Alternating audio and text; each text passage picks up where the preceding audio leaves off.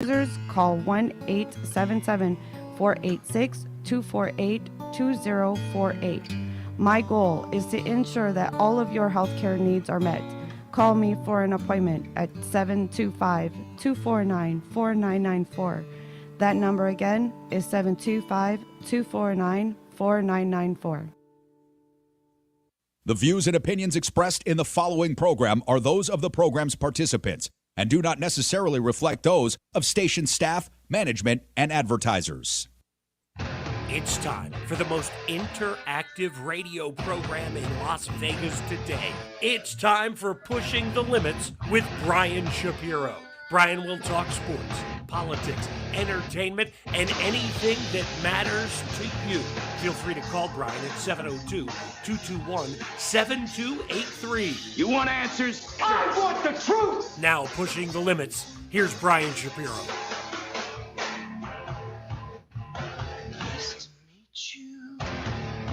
From the Sapphire pool studio, I actually enjoy very much so doing the show here. Not that I don't enjoy the KSHP studios, but I do enjoy being here.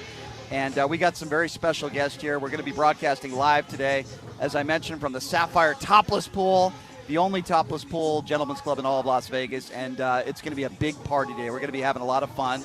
To my left is Rhonda Kennedy, running for senator, the great state of Nevada, joining us. Rhonda, thank you so much for being here. As always, looking very pink today. Appreciate you being here. Me. Yeah. Yes, good to see you here as always. We have a lot of special guests. Tim Treffinger, who ran against Steve Wilson, by the way, is going to be here. Great attorney. He's going to be here today. Blake Gwynn is going to be joining me. He's run for office here in the great state of Nevada. Of course, his late great-grandfather, Kenny Gwynn, the former governor of the state of Nevada. We got Brian Salmon that's going to be joining us in hour number 2 from Channel 3 sports director. It's hard to drag him out there, but it's hard to drag all these guys out here to see all these scantily clothed, beautiful women out here. But it's a good time. The drinks are coming. The food's coming. We're having a great time. Come by and say hello. All right, Rhonda, I just saw you on Fox News the other day, by the way. Congratulations on that. How did you make that appearance, by the way? I Put that mic up there, by the way. There we go. I'm Rhonda Kennedy, and I have a lot to say when it comes to Nevada, when it comes to politics, and when it comes to, these indictments and the legal issues that's going on. And so, I'm making my rounds. Let's talk about that. So the appearance you did make on Fox News, you were asked about how you would defend Donald Trump. You talked about the press conference that was supposed to be held on Monday. Donald Trump just announced that there will be no press conference on Monday about this alleged evidence that he has in Georgia. What do you make of that? His lawyers told him not to, which is what a good attorney would tell their client. You don't get out there in the media and talk about it. You put the case in court with the evidence, because that just gives the other side an opportunity to support that evidence. So that was a smart move. Do you believe that there's actual evidence? Because it's been 3 years. We've talked about this before. Right. It's been 3 years. Nobody's shown any real evidence of widespread voter fraud in Georgia that would have changed the outcome of the election in Georgia. Trump claims he has this evidence. Do you actually believe him? And if there was real evidence, why not just show it? Why has it been 3 years and we haven't seen anything? Well, not just show it, because there is a criminal case now. So you don't just go out there and start throwing out and talking. That's why you have the right to remain silent for a reason. And it doesn't matter if you're innocent or if people think you're guilty, you still have a right to remain silent. I recommend that everyone exercise that right. I understand that. But as far as the voter fraud goes, if you recall, all the civil cases were shut down in the very beginning. So there was no discovery phase. So for people to say that there was no voter fraud, there was no evidence of voter fraud, there was no opportunity to get that evidence of voter fraud. Yeah. Well, Governor Kemp has already come out. Governor Kemp has already said that everything was free and fair, and nobody's shown any real evidence of any fraud. That's a Republican governor. You have the Republican Brad Raffensperger, Secretary of State, that has said the exact same thing. Yeah, but that doesn't mean anything to you? No, just because they're a Republican doesn't mean that their word is it. That's it. But you're taking Donald Trump's word. No, I'm taking my own word, and I'm taking the things that I've seen. And in regards to the voter irregularities. As far as you get in my race, for example, you get 200,000 same-day registered voters that just come in and register to vote. I mean, and then you have people who have said they've gotten 2 and 3 ballots. They've gotten ballots for their relatives who have moved out of state. They got ballots for people who are deceased. And they're honest people who actually come and turn these ballots in. How many dishonest people actually voted for those people? Well, there's no evidence that happened, though. Just because somebody says it. But you don't need evidence. You know what you need? Okay, to form a complaint, it's an accusation, right? And then you get evidence. It's called discovery. You get discovery to support your allegations. Okay, that's why in a complaint it says you allege, the plaintiff alleges. But when they shut you down before you even get discovery and then say there's no evidence, yeah, there's no evidence because you didn't produce any evidence because you shut it down in the beginning before the discovery phase. So my understanding is that the reason why, and you use the term shut down, but the reason why that took place is because there was no real evidence that was provided. You don't need evidence. You don't need evidence to claim that an election was stolen? No, you don't need evidence to file a civil complaint. You need allegations. You have to have a good faith belief. Even if the allegations are unsubstantiated. How are they unsubstantiated? Well, I haven't seen any evidence. So did the county, did Fullerton County turn over evidence and that was requested from the Trump campaign in 2020, or was it shut down from the very beginning? They filed motions to stop the civil complaint. So let me ask you this. If they had nothing to hide, why wouldn't they let the civil complaint move forward, at least to the discovery phase, so they can definitively say, look, we produced discovery and there was no voter fraud found? Why shut it down in the very beginning if there's nothing to hide? Well, here's the great part about this is that Donald Trump will have his opportunity to defend himself in court, but I think he's full of crap.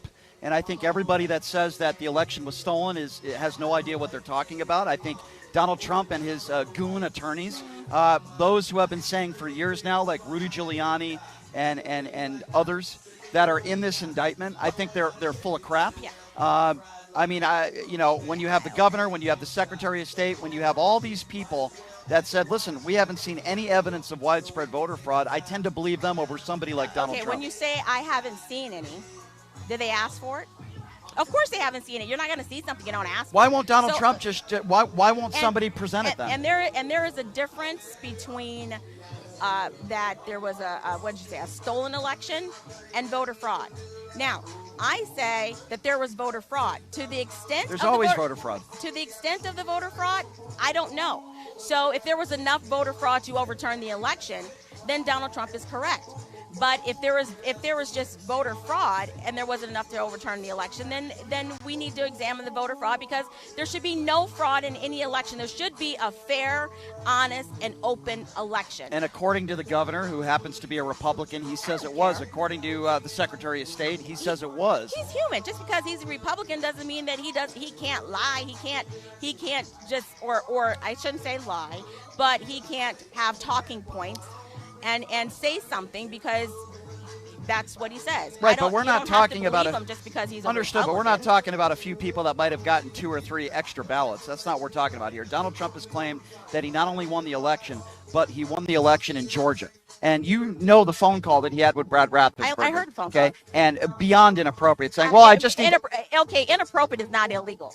So you could say it was an inappropriate. When you pressure, you could say it's an inappropriate phone call, but I'm sorry, inappropriateness is not a crime. If that's right, but according to the indictment, pressuring and trying to go for a fake electorate scheme, you just throwing that all out the window. You don't think? This is what I'm throwing out the window.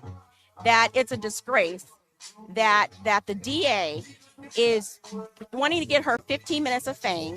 I mean, get off the TV, woman. She's always wants to do an interview. She stands there and poses for the cameras, and this is just her 15 minutes of fame. Why real victims are in her county not getting their justice because they have relatives who were murdered. They have people who were raped. They have real victims of crime. She's not going after murderers? Instead of her prosecuting them, she's on a witch hunt so she can get her 15 minutes of fame. That is a disgusting disgrace to the profession. And as another African-American attorney, I'm going to say shame on her.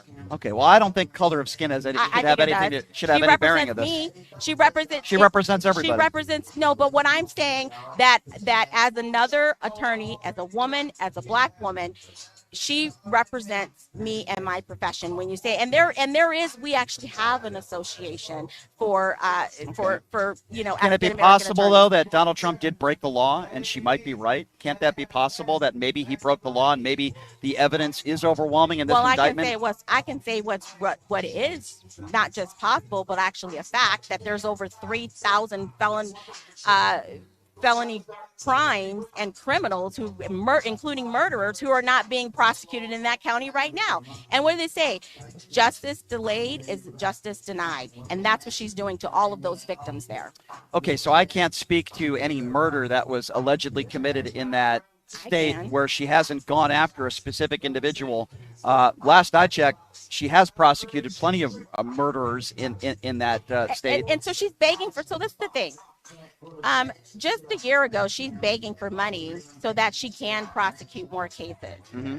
Who's paying for this prosecution of Donald Trump right now? If the DA's office doesn't have enough money to prosecute murderers, and that's why it's taking so long to get these trials out, then where did the money come from for her to now have to have resources and ADAs that should be prosecuting other people on the Donald Trump case? I guess my question to you, though, would be, can it be possible that Donald Trump did commit crimes and that she might be right based on this indictment alone? Forget about even the other indictments. Well, even a broken clock is right twice. So, yeah, I mean. It can be possible that Donald Trump broke the law. Anything is possible.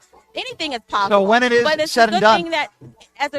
But criminal cases are beyond just a possibility. It's a witch hunt. And then I want to ask. Why do you use the term witch hunt? Why do I use the term witch hunt? Yeah, why? Because when you want someone to do, when you're looking for something, when you don't let the evidence lead you to a crime. What do you mean? A grand jury indicted Donald Trump. You know what the saying is. A grand jury will indict a ham sandwich. if he's actually prosecuted and he's charged, and not just charged because he already has been charged, but actually prosecuted, will you say that maybe you're wrong? If in a court of law he is actually found guilty of some of these crimes, will you say, geez, maybe I'm wrong? I believe in our justice system. Maybe she was right.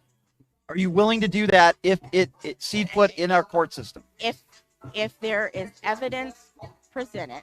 Well, the evidence has already been presented to a grand jury. Okay. That's an have you read the indictment? I have read the indictment, but that's not evidence. You have to be. I think the evidence has to prove that he is guilty beyond a and if it does, doubt. And that's my question. So now is he guilty before he's tried? I mean, you're innocent until proven guilty, right? Absolutely. He hasn't been proven guilty. Has he gone to trial? He has his day in court. Has he gone to trial? No, he hasn't. My question is, after that, if he's found guilty, will you admit that maybe you were wrong? If the evidence shows it, yes, I would. Would you? If he was found not guilty, would you admit that you were wrong? In this case, well, what have I said that would be wrong? I haven't said he's guilty. No, it's fair. If fair is fair. I haven't said he's guilty. I've said, I've been very consistent. I've said he'll have his day in court. Right. He's innocent until proven guilty. You know that. You gave me a hypothetical. I believe there's a possibility that he might have actually committed some crime. Okay. And if he's found not guilty on all charges, then I will say, okay, not guilty. This woman should not have presented this case because it makes her look bad. On the other side of things, and it destroys the Constitution. That's why. If he's found, well, what do you mean it destroys the Constitution? Because look, if you can go, my biggest fear is not about Donald Trump being prosecuted. It's not about these Mickey Mouse charges. It's not any of that. Why do you say Mickey Mouse charges? It's about the fact, because that's the you way don't think you think the espionage act is Mickey Mouse? That's why how she's using it is Mickey Mouse. What I'm saying is that my fear for Americans that should terrify them is that if they do this to him, what will they and what can they do to us if they don't like what we're saying? When you say if they do this to him, you mean holding somebody accountable if they broke the law? No, and I'm saying that, and I'm going to say this just straight out. I don't care if it was Donald Trump or if it was Joe Biden. If constitutional rights are being violated, what constitutional rights has been violated when it comes to Donald Trump? How has his constitutional rights been violated? As an attorney, why would you say that? You don't think that this is selective prosecution? Do I think this is selective prosecution? Okay, so Stacey Abrams and same state made the same accusation, made the same things, did the same things. Is she I disagree. I disagree. Really? If you read the actual indictment, Stacey Abrams believed that she defeated Governor Kemp. And what did she do? She made those claims. And what else What did she Donald do? Trump has done is very, very different. She did not pressure people like Donald Trump pressured people. She was not accused of a fake electorate Have you scheme. have you read the report from the Georgia Secretary of State on Stacey Abrams' claims She didn't have a and fake their electorate scheme. conversation and their what fake electorate scheme? That's what I'm saying. Donald This Trump such is alleged to have had a double standard. fake electorate scheme to overturn the outcome of an election. Stacey Abrams did not do that, and she wasn't accused of that. And Of she course wasn't. accused of it, because she wouldn't be accused of it, because nobody would be looking for evidence to see what she did wrong, because there is a double standard. And I don't care who you are, Republican or Democrat. If this was happening to a Democrat, I would be saying the exact same thing, because I'm about the Constitution. Did you have a problem with Jack Smith going after John Edwards and prosecuting John Edwards or Melendez and other Democrats? Because Jack Smith went after Democrats and actually prosecuted Democrats. I have a problem with any prosecutor going on a witch hunt for political purposes. You think Jack Smith did this for Absolutely. political purposes? I don't know why he did it. But we know, right? I don't know why he did it. He could have. It's possible he did, and if he did, he shouldn't have. And I would say the exact same thing about that as I'm saying right now about the prosecution of Donald But Trump. the point I'm making is Jack Smith has gone after Democrats and prosecuted Democrats. I didn't hear anybody say that was a witch hunt. I didn't hear any. Well, what do I have to do with everybody else? This is Ron and Kennedy. I'm telling you right now that I think it's wrong. If you use your position of power for political gain or for political purposes, it is wrong. Jack and our Smith- founding fathers would be. Jack Smith, who leans to the right, who nobody has ever called a liberal or a Democrat, you think he's prosecuting Donald Trump for political purposes. If anything, it's hurting his career. Why would you make that claim? I don't understand that. His career doesn't mean he's not doing it for other purposes. I mean, who's pulling the strings? That's the point. We're looking at these people, but who's behind there pulling the strings? Okay, well, here's where I think we agree. Okay. Donald Trump is innocent until proven guilty. In these 4 indictments, he'll have his day in court, and his attorneys will be allowed to defend him. And why are they doing why does she want an expedited trial? Well, first of all, because there have been threats against the jury pool. And you don't want that to be. I don't think that's funny. There have been death threats against certain individuals, I've actually got real death threats. and that's not funny. I got real death threats. My co-counsel was actually murdered. Then they tried to murder a federal judge. It was all connected. The FBI, you know that story. I mean, so you get real death threats. So then you to a jury pool, an imaginary jury pool. Who's on the jury? Has the jury been picked yet? So who's There giving are death people. threats? So, I mean, sure, this is I will. a bunch I of will. baloney. I don't think it's baloney at all. It In is. fact, So you're trampling over a defendant's constitutional rights Rhonda, because of possibility. Rhonda, there are people on social media that have given out the addresses and names of some of the people on this jury. That is wrong, What and that's jury? not the funny. grand jury? Yes, that's not Was funny. the grand jury secret? Didn't the grand jury? Didn't they release the grand jury's information? What do you mean Because they release their released information? Yeah, like who was on the grand jury? Yeah. Are you okay with people on social media making threats to I'm members not of the okay jury? with nobody making threats to Okay, anyone. well, that's what's but the happening answer to that is not to violate someone's constitutional rights. The answer to that is to prosecute people that's making the threat. So help me again. How has Donald Trump's constitutional rights been violated? Because he has a right to collect evidence. He has a right to get discovery. He has a right They're to doing that right now. No, give me a break. It's not going to happen in 6 I've months. had trials that the crime happened 2 years ago, and my clients have not gone to trial yet because we still need more time to build a defense. But they want to do it in 6 months? It's not going to happen within Come on 6 now. months. Now, you're talking about the Georgia case. It's not going to happen within 6 months. Everybody knows that. In the D.C. case, they asked, all of these cases, they've asked for expedited trial.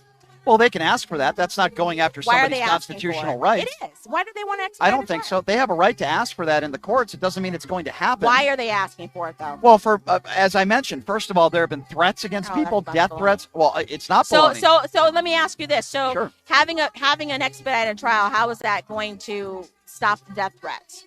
Well, this is first of all, you need to go after people that have made those death threats. That's Exactly. number one. Right? Number two, you have Donald Trump that's attacking the DOJ, attacking the FBI. You have people that What do you mean attacking them? Verbally? With the First Amendment? Free speech? So you have free speech and First Amendment rights to make statements, but you also can't make threats. And What threat did he make? Trust me, if he made any type of threat that was actionable, he'd be charged. If you go after me, I'll go after you. He went on Truth Social and he did that in regards to. If you go after me, yes. If you go after me with this witch hunt, I'm coming after you. There's That's not a threat. When I win presidency, then I'm going to do a full investigation to see what happened on transpired. That's coming after someone. That's not a threat. That's not a physical threat. It's ridiculous. Why is it that when somebody holds a former president accountable, in this case Donald Trump, Republicans are screaming to high ends that we have a two-tier justice system? We do have a two-tier justice system. How? Okay, so Brian, okay. Have a French fry. Okay, I'll have that. So I'm gonna say this, that I know that there's a two-tier justice system because as a black woman in America and being in the justice system and witnessing, listening to my grandmother's stories and my mother's stories from the 1960s. Yes. And the Democrat-run KKK and the non-convictions of the KKK members that have murdered, civil rights leaders like Medgar Evers, and that was a two-tier justice system. So we recognize what a two-tier justice system is because we've been experiencing a two-tier justice system since there was a justice system. Right, well, if you're going to talk about race, no, but what I can say is we can witness it. We see the difference, and there is a two-tier justice system. Now it's just not about your color. Now it's about your political party as well. Okay, so if we're going to talk about race, that's certainly a different topic. But I will say this. Democrats are not running the KKK today. Last I checked, David Duke is not a Democrat. So when people say the Democrat-run KKK... So there are no Democrat members of the KKK. They're all Republicans. I didn't say that. Okay. But when you say it's run by Democrats today, so that is not factually accurate. David Duke has been the leader of the KKK for many years. He's a Republican and a Trump supporter. Okay, so I'm not saying that every Democrat is a race, or every KKK member is a Republican. But I will say this, most today that are labeled white supremacists are not on the left. They're on the right, and they come from right-wing fringe groups. You know why? Because you can be racist and do racist things. Like let me tell you what's racist. We can't have voter ID to vote to secure our elections because as a black woman, I don't have an ID. I don't know how to get an ID. I'm too poor, dumb, and stupid to know where the DMV is to get an ID to vote. That's racist. I don't think it has anything to do with. I don't think it has anything to do with stupidity. Yeah, but we can. But we can. There are people that don't have the means. There are some people that don't even have the means to be able to get on a bus. We can use our ID to go buy cigarettes, go buy menthol cigarettes, or 40 ounce at the corner store. But we don't have an ID to go vote. That's some racist stuff right there. I don't think that's racism. It is racist. Listen, I do believe that you should probably have an ID to be able to vote. I've always felt that way. That does not mean that Donald Trump won the 2020 election. Joe Biden won a free and fair election. We all know what took place in Georgia. If there was a smoking gun for the last 3 years, Republicans would have shown it. You can say in the courts that they haven't had the opportunity. By the way, Donald Trump had at least, I think, out of those 61 cases, from what I understand, 25 out of those 61 cases, his own attorneys had the opportunity to show evidence in a courtroom. They failed to do so. Even in the public eye, forget about even the court system. I haven't seen one person on the right that defends Donald Trump that says the election was stolen that showed overwhelming evidence that Donald Trump won the election. My election fraud case survived the Ninth Circuit Court of Appeals and is about to survive again. So I do have an active 2020 election. I have an active voter fraud. Understood. Case. So I can't speak to your case, but I'm talking about Donald Trump's case. Nobody has shown sufficient evidence, even in the public eye, forget about the courts, to show that Donald Trump won the 2020 election. Yet I still hear people like you say, well, there's still a possibility that Donald Trump won the 2020 election. Can I ask? I don't understand. Let me ask you that. So say you have a manufacturing company that has a defective product, and your allegation to this manufacturing company is they knew about this defect and they hid it, right? That's your allegation. How do you prove that they hid that defect? In the courts, Donald Trump's own attorneys had the opportunity to do that. They hid that defect? by just saying it, or do you get evidence? Like, do you do discovery and request all email and correspondence between Trump's the companies? attorneys had the opportunity to do that in the No, courts. they didn't. Yes, They were shut did. down. They No, were not all shut that is down. a procedural That's not thing. true. Oh my God! Out of the Listen. 61 cases, they Wait. had at least half of those cases an opportunity to show No, evidence. they did Rudy not. Giuliani. They did not. The evidence is discovery, and we have another attorney coming on, right? Right? Yes, So Tim we'll Treffer. ask him, like in that phase in a federal case, did they have the means to get discovery? Rhonda, where is No. the evidence? Where is the evidence that Donald Trump won the That is a 2020 good election? question. The Where evidence is it? lies with the county officials who did not produce any discovery. Donald Trump's That's my attorneys, point. it's their responsibility to come up with No, that it's evidence. Where is it? not. They're the ones that are making the not. claim that he won. It- Where's the evidence? It's basic civil procedure. If you're can't making a claim that you won- you can make allegations. An allegation is an allegation. Then you get discovery to support your allegation. Like an example with the defective product. Then you get discovery from the manufacturer where you find the email where they talked about the defect, and then boom, there you go. Donald Trump's, if you're Donald Trump and you're making the claim that you won the election and there was fraud, it is his attorney's responsibility and his responsibility to show real evidence. And they through have not done discovery, so. through the discovery process. Forget I about don't- even that's forget how about you do forget it. about even the court process. I'm just speaking in the public And eye. then how do you get it? We're gonna break into the Where's into the the evidence? counties. I mean, come on now. We're Where's gonna the break into the evidence? Secretary of State.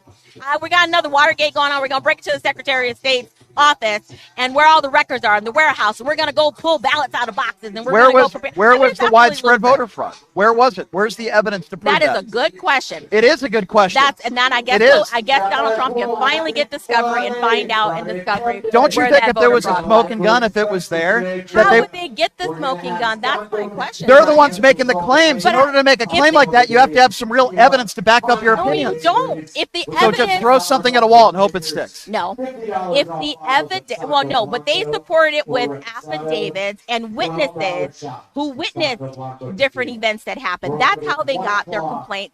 Because you can't just file a frivolous lawsuit. Those are allegations based on witnesses. Now, you have to get the evidence through discovery to support your allegations. If the other side is not producing discovery, how do you prove your case? That is why the discovery process is so important. That's why when you don't, if you do request discovery and they don't produce it, you can do a motion to compel because they have to produce discovery. But if you're at the beginning and you don't get past this point to be able to ask for discovery, then you don't get it. Brad Raffensperger has supplied them with everything that they have asked for. They have not been able to prove that there was widespread voter fraud in Georgia. Yeah, there's nothing there. There's nothing there. So they've turned over discovery. Is that what you're saying? In the courts, Under the penalty of perjury, they turned over discovery. Is that what you're saying? in the courts, here's what I am saying. Donald Trump lost 61 times. His attorneys lost 61 times. At least 25 of those cases, the judge presiding. By the way, many of those judges were Trump-appointed judges, Who by the way. cares? Well, I care because Donald Trump claims they're all Democrats and they're all out to get him. say they're It's BS and it's a lie. 25 of those cases, Donald Trump's own attorneys, the judges, gave them the opportunity to provide evidence to show that there was widespread voter fraud that could have changed the outcome of the election. They were unable to do so. All right. Rhonda, they were unable to Okay, show let me that ask you evidence. this. Did the judge allow, because I've done this before on a 12B6 motion, okay? There's no discovery, right? But I requested and I got a judge to agree to let me do limited discovery, and I actually got to do depositions and written discovery requests to support my opposition to a 12B6 motion. Did the judge allow for Donald Trump's legal team to do limited discovery to be able to get the evidence to support these allegations? The judges in many of those cases allowed Donald Trump and his team to present any evidence that they had that the 2020 election was stolen They did not show sufficient evidence. You mean to That tell wasn't me? my question. My question was, did the judge allow for them to do limited discovery so that they can get the evidence from the people who held the evidence? They had the opportunity. Because without a discovery, no, you can. You can write and ask. You can write right now and ask and say, hey, can you turn over this information for me? And without any discovery tool or anything to back it up, they can tell you to go pound sand. Or they can produce half the information and keep the other half back, because there is nothing that prevents them from doing that. So you're without making the an case official that discovery in request. these 61 cases that Donald Trump's legal team didn't have the opportunity to get discovery in those cases, and you're making that claim. Let me ask you this. In the 4 indictments that Donald Trump is facing right now, and the 91 felonies that he's facing, you mean to tell me that this is just, in your opinion as an attorney, an injustice, and Donald Trump didn't commit any crimes, and this is an attack on his constitutional rights? You don't think Donald Trump did anything wrong here in these 4 indictments? He didn't break any laws. Okay, first of all, I don't know what happened. I'm going on the non-existence of actual evidence. I'm going on the non-existence of your denying discovery. I have an open mind, and I would like to see the whole case play out. I would like to see each side get the opportunity to produce discovery. I would like to see the DA actually turn over exculpatory evidence to the other side. I am waiting, and as far as I'm concerned, Donald Trump is innocent until proven guilty. Well, that's obvious. To be seen whether or not that he's going to be proven By the guilty. way, the Georgia prosecutor said that in the press conference, as has everyone else, including Jack Smith. I'm sure she did. You are innocent until proven guilty. Donald Trump. You said in a press conference. Donald Trump. Nobody has said otherwise. She puts her 15, and she's borderline on prosecutorial misconduct. For doing what? Out there with press conferences, doing what she's saying. She needs to. Jack Smith held a press conference too. And borderline prosecutorial misconduct. How is it prosecutorial misconduct to hold a press conference? I'm sure she has her attorneys. I'm sure that the county, people of the county of Fulton is paying for, so to make sure that she's in compliant with her with her. Wait, hold on. She misconduct because she held a press conference. There are I was a reporter. There are certain things as a prosecutor does not have free speech like a defendant does. There are certain things that you can and cannot say. So what did she say that was against the rules? I don't know. So if you don't know that, I said by continuously doing the press conferences. So if she did one, so if you don't know, then why would you accuse her of breaking the law? She did more than one. She did press conferences. She did interviews. She did written stories with journalists. She's out there for her 15 minutes of fame, and I guarantee you she's probably shopping her book deal right now. All right, well, you're talking about book deals. I'm sure she's popping her book deal. There's plenty of Republicans that are Trump supporters. Sidney Powell is charging $25 for 8x10 photos. If you're saying that she, criminatorial misconduct. She's a prosecutor. Sidney Powell is not. You have to tell me when you make a claim like that, which is very serious. Borderline. Holding a press conference is not breaking the law. She had the right to hold a press conference. And same thing with Jack Smith. Same thing with Bragg. That's not prosecutorial misconduct. Yes, it is. See, that's how? The thing. Because as a prosecutor and as an attorney and as a prosecutor, you have certain obligations and certain business and professional and holding a press conference not holding a press conference and the things that you say in that press conference. What did she say in that press conference that you think was prosecutorial misconduct? I said borderline. I didn't say that she did. Okay, so what did you say that was borderline? What did she say? Continuously of being in the media, doing interviews, constantly talking about it, because it's doing clear, an interview is against the law. It's her 15 minutes. I didn't say that. And borderline. And the law is the law. I didn't say that there was a statute. Your obligations and your rules as an attorney are different than the law. I didn't say she was criminal breaking the law. I said she was borderlining on prosecutorial misconduct. She hasn't tainted the case. She talked about How do you know? Because I'm going by the press But conference do she you held. know do you know the business and professional codes? Because we can look at the ABA There's nothing in the business Let's and- look at the Georgia business and professional There's code. nothing, as far as I know, there's nothing in the business or professional code that says when you hand down a case that you can't hold a press conference and do an interview. Last I checked, it is a free interviews. country, and you're allowed. Well, no, you like can I do said, 100 interviews. No. So tell me what she said that broke the law. She is a public servant. Yes. She is not a private citizen. She Correct. is a public servant. She is a prosecutor. So where and is it she saying? and she's bound by certain rules of professional conduct. And as a matter of fact, I recall my bar exam actually had my business and professional exam question was actually from the prosecutor's standpoint, and it was just that it was the prosecutor giving a press conference, and I had to point out the violations of the business and professional code because there were certain things that in that press conference that prosecutor said. So, but what I'm going to do, Brian, is I'm actually going to look the Georgia business and professional codes up, and we'll have this conversation offline. And I'll Okay. show it to you. All But- I'm saying is that I was a reporter for 10 years, and Yes. I can't even begin to tell you how many press conferences I've went to where a prosecutor is holding a press conference, giving out information and answering questions from members of the media. Never have I've heard anybody said that was against the law or borderline or misconduct. She didn't do anything in that press conference the other day that anybody would deem as misconduct or saying something that was inappropriate. She read parts of the indictment, the charges that were filed, and she left. And she answered a couple questions, and she left. Nothing that I saw was prosecutorial misconduct that I saw, and she can do 100 interviews if she wants to, as long as she doesn't taint the jury pool, as long as she doesn't say something that would be over the line or would be labeled as misconduct, which nobody has said. Okay, so Andrew, is it? Yes. Okay, so Andrew, it's not nonsense. I believe in the Constitution, and I believe that people are innocent. what's wrong with until they're holding a proven- press and they're conference? that people are innocent until proven guilty. So what's wrong with holding a press conference?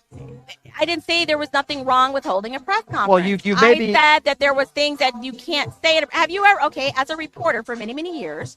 Have you ever asked a prosecutor a question and they said they couldn't answer that at this time? And she did that the other day. She did that multiple times. She was asked about specifics in the investigation. Exactly, which She tells said she you didn't that wanna- she is bound by certain rules. Yeah. So what I'm saying is that giving multiple press conferences and media outlets and just getting your 15 minutes of fame, you're publicly saying things. It's easy for you to slip up and say something you shouldn't be Which she saying. did- That's which she why did. I said borderline. Well, in Didn't order say for she did it, I said and I would myself personally, if it's all about justice, I wouldn't be risking getting charged with accused of prosecutorial misconduct because Well, prosecutorial misconduct. you're the only person that I've heard. The case will go away. And double jeopardy will attach. You haven't he given can't me be anything prosecuted specifically again that for she's- prosecutorial misconduct. but you So have- she's jeopardizing the case by doing this all the time on You TV. haven't given me any specifics that anything that she said in a press conference or in an interview that would be prosecutorial misconduct. You haven't given me I didn't one say example. that I didn't say. You've said borderline. I said borderline, and I said by continuously holding and talking to the media about this active case. Talking to the is media what I is not said. prosecutorial misconduct. I said borderline. Because it's not until she says something that she's not supposed to say. And what has she said that she wasn't supposed I to didn't say? say that she said anything. That's why I said border. Okay. Did I say she in had order to be misconduct? borderline misconduct, I would hope that you would at least give me one example of something that she has said to a member of the media, an example, and you haven't given me one. All you've said is she's held multiple interviews. That's not against the law. That's not prosecutorial misconduct. You actually have to be specific and tell me, what did she say to a member of the media or members of the media that you would consider borderline prosecutorial misconduct? Could it I said no. I didn't say what she said. I said what she's doing. And what has she done? She Besides talking to the media, Again, that's not an example. It is. She didn't talk to the media once. This woman is on TV all the time talking about the case. And you can just see how. And when I said Mickey Mouse, you can see. Do you see the U.S. Attorney's Office on TV all the time talking about them? No, you don't. You don't. This is a no, ca- you don't. You what don't say member that. of the But media- this woman can't get enough of the team. Besides of the holding camera. a press conference, what interview has she done in the last month on television? I haven't seen one interview. She held a press conference the other day. I haven't seen her the last 3 She's months. done one-on-one interview. I mean, With who? You can. Why are you asking me these specific? Because you you're want the me to one- pull- Yes, I You're the have one it. making the Can I- claim. you want to Google it? I could pull it out and show In the you last the count. month? Yeah, I could pull it out and show you the let's multiple just say interviews she's that done. she's had. Let's just say she's done 100 interviews with 100 different media outlets. That's still not borderline prosecutorial misconduct. This is against the former president of the United States. The media wants to ask her questions. She held a press conference the other day. I don't know why you would call that Okay, misconduct. so how many press conferences has the U.S. Attorney's Office given? You're talking about Jack Smith? How many press conferences has the Have no idea. AUSAs Have no idea. who are prosecuting Donald Trump? How many of them have done press conferences and interviews and in the media? I have no idea. They could do 100 or 1. It's not Because against they the law, and haven't. it's You know not why? misconduct. Because it's a different level of Jack Smith held a professionalism press conference. Is why. Jack Smith held a press conference. Bragg held a press conference after the indictment was put in place. That's their duty to do that. To Freedom of Information Act, to be able to speak to the media and let them ask you questions. I think that's a good thing, and you're saying that that's a bad thing. Multiple times. Okay. So if you're about justice, then why are you out there tainting and spoiling a jury pool? How has she tainted the jury pool? I don't understand. How has she tainted the jury pool? By holding a press By conference. constantly talking about it. And then what she's doing is she's setting herself up for Trump's legal team to ask for a change of venue. I mean, that's what I would do. I would ask for a change of venue. How can you find a fair jury pool in the county where she's always talking about it and doing interviews and on the media and that? I mean, it's just, and I don't care. You keep saying Republican, Republican, Republican. I'm about the Constitution and justice. It doesn't matter if Donald Trump was a Democrat and this was happening. I would have the same things to say about it. So because if they could do it to one person, they can do it to other people. They could do it to me. They could do it to you. How about all the people that are talking about Hunter Biden's laptop and Joe Biden and the Biden crime family without any actual charge filed against Joe Biden? You have no problem with all these politicians and attorneys out there saying that Joe Biden, we believe Joe Biden is a criminal without even a charge. You have no problem with that? Are you okay with people making the rounds about Joe Biden without one charge? I'm not okay. So first of all, let's distinguish between the people. I'm talking about a prosecutor. I'm not talking about politicians. I'm not talking about the media. I'm not talking about them. I'm talking about a prosecutor. That's what I'm talking about. And you have a problem with a prosecutor holding a press conference after an indictment has already been handed down. I do, because if it was Joe Schmo's citizen, I would have the same problem with it. You do realize that throughout the country, every day, Rhonda, prosecutors hold press conferences. You do understand that, I do right? understand that. We're talking they hold about a press conference. They don't hold 9 of them. Okay. They don't just keep in the. So being she in front hasn't of the held camera. 9 press conferences. She's held Just- 1 press conference. Just to be Well, factually accurate, press conferences. Jack Smith has held 1 press But conference. Hold on. Bragg has held 1 press conference. Jack Smith has held 1 press conference. And this woman has held 1 press conference. You do understand that? Can we Google? Can you look up how many times that she's actually spoken to the media? I'm not talking about a press conference. I'm talking about one-on-one interviews. Okay. Can you please show me the law that says that it's misconduct if you do an interview with a member of the media? I absolutely will. I'll Okay. look up. I Please, will look up the 'cause- business all right. and Well, professional here's what we're code gonna do. for you. All right. But that is a known thing, and every lawyer out there knows what I'm talking about with things that prosecutors can say and cannot say that would amount to prosecutorial misconduct. Okay, so what I want you to do is we're going to take a break because I'm All right. interested in getting this information from you. I want to know specifically what she said to a member of the media that you think could have tainted the jury or the upcoming trial. I would imagine there will be one. I want to know which specific statement she made, and I also want to know where it says the number of press conferences you've held is somehow prosecutorial misconduct, because I haven't heard this from anybody else. I didn't say it Borderline. Yeah. You use the term borderline because misconduct. it's risk that she is going to say something and disclose something that she should All right. not by the I want frequency you of to get that her information talking from, to the and media. I want you to get that All right. information, and I'm glad to hear it from you. I'll tell you what I think is misconduct. Okay. When a former president of the United States says he won the election in a landslide and continues to lie about the 2020 election. What when crime you, is that? I'm sorry. Even sorry? let's just say Well, if he didn't do that, if he didn't do then that, how is that? What crime is that? If he didn't do that, January 6th does not happen. You're attacking our democracy, and when you put Oh, together it's speculative. a fake electorate scandal, which Well- by the way Nevada has been a Well, part lucky for us, you can't convict people on speculation. of. It isn't speculation. It is when speculation. there are actual. You just said if this didn't happen, that didn't happen. It's not If this speculation. didn't happen, then that didn't It's not happen. speculation based on Jack Smith's indictment. If you But actually you read just that indictment, said, it's not but speculation. you said if this didn't happen, if he would have exercised his free speech like Stacey Abrams did and said that, I believe my election. It's not was about stolen. free speech. It's about It a is. fake electorate scandal. A fake election. But you And, just and I said want that- to talk to you just coming said up next that it- about that. I want to Okay. talk to you about that coming up next All right. because your friend Roger Stone, I know you're tight with Roger Stone, and a video just came out of him before the actual elections were held, days before, on video, talking about how a fake electorate scandal that he was actually putting together and scheming. He's your friend. Roger Stone has been on this show before. I want to talk to you about that when we come back. If you're just joining us, a good fiery debate with Rhonda Kennedy, who's running for senator. I always appreciate it when she's willing to get into these discussions. By the way, we are here at Sapphire Gentlemen's Club, the topless pool. We're having a great time. We're going to have some very special guests. Tim Treffinger is going to be joining us later on the show. Brian Salmon from Channel 3 Sports, the sports director, is going to be joining us a little bit later on in the show. Blake Gwynn has arrived, of course, the grandson of the great governor, the late, great Kenny Gwynn. He's here. He's going to be joining us, and maybe I'll even have him join us within the discussion coming up next. We'll take a quick break. We'll be back right after this. You're listening to Push the Limits right here on KSHP.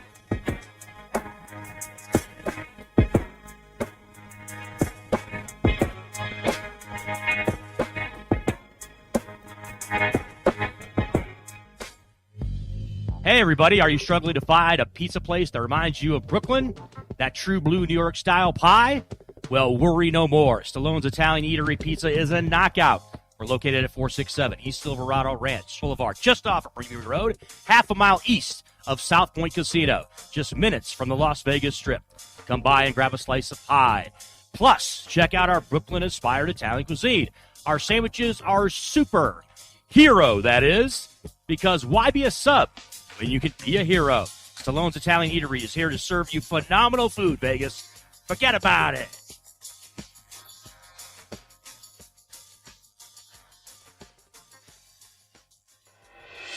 Buying or selling a home is a huge life event that requires guidance from an expert in the industry and community. My name is Blake Gwynn. You may recognize my name as my grandfather was the best governor the state of Nevada has ever had. Growing up in Las Vegas, I've come to know this community intricately. Now, I am raising a family here as well, so I understand all the issues impacting our home and quality of life. As the top realtor for the #1 real estate team at Keller Williams, you can have confidence in my experience, knowledge, and track record. When it comes to buying, selling, or investing in real estate, choose a name you can trust and someone who understands the community you call home. Call Blake Gwynn today and experience the difference of a trusted expert. 702-540-3311.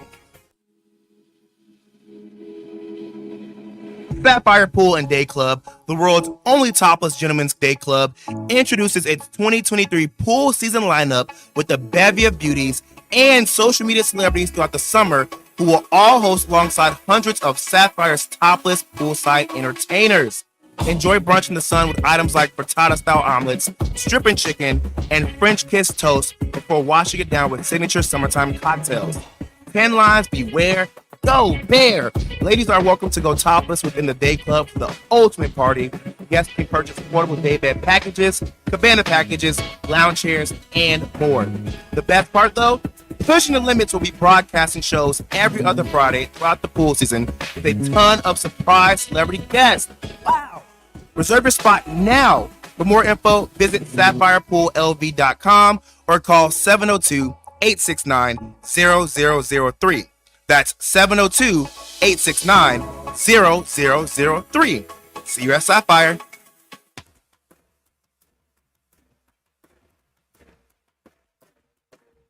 Hey everybody, it's Brian Shapiro from Pushing the Limits here. I want to tell you guys about my good friends at the Postal Annex. They have a notary signing agent on-site daily, no appointment needed, and they offer a full scale of printing services from shipping labels to documents, business cards, banners, photos, and business signage. They're your passport service headquarters. They offer passport photos, and they can renew your adult passports. If you're traveling in a hurry, they can get those passports to you within 7 days or less. Mailbox rentals with a physical street address, and they also receive your packages from Amazon, UPS, FedEx, USPS, and more. Here's the best part. If you're a Pushing the Limits listener, they have an introductory rate of only $39 for a 3-month service. You can't beat it. Give them a call, 702-873-8005. Check them out at 6130 West Flamingo Road. It's the Postal Annex. Tell them I sent you. Hey everybody, it's Brian Shapiro from Pushing the Limits. I want to tell you guys about Sahara West Urgent Care and Wellness. They're conveniently located on the southwest corner of Sahara and Jones. They're open Monday through Friday, 9 a.m. to 9 p.m. and Saturday, 9 a.m. to 5 p.m. At Sahara West Urgent Care, they'll take care of all your healthcare needs. They offer routine services such as physicals, STD testing, car accident treatment, and work injuries. You name it, they do it. They have on-site x-ray, EKG, ultrasound, and labs. They treat chronic conditions such as asthma, blood pressure, diabetes, and more. They also offer general wellness exams, treatments such as testosterone enhancement and cancer screening. They're located on Sahara, 6125 West Sahara Avenue. Their number is 702-248-0554. And the best part, they accept most major insurances and affordable cash pay prices, office visits starting at just $95. And I'm also a client, so please give them a call, 702-248-0554.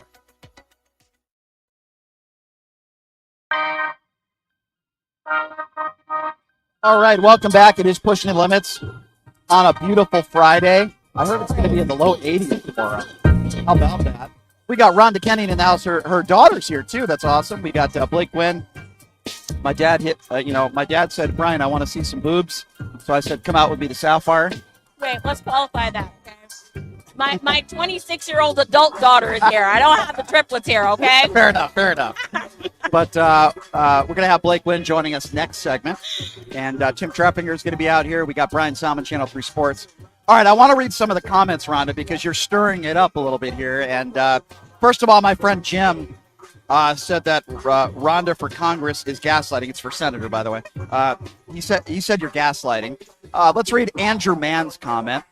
Andrew said, seems like a nice woman, but it's very sad she believes all of this nonsense. Would you like to respond to that? What nonsense? I believe in evidence. I believe in discovery. I believe in, innocent until proven guilty. That's not nonsense. Hey, I'm just the messenger here. I know. I'm just saying, Gordon, let's go to the next comment where Gordon said this woman is supposed to be a lawyer. Yikes.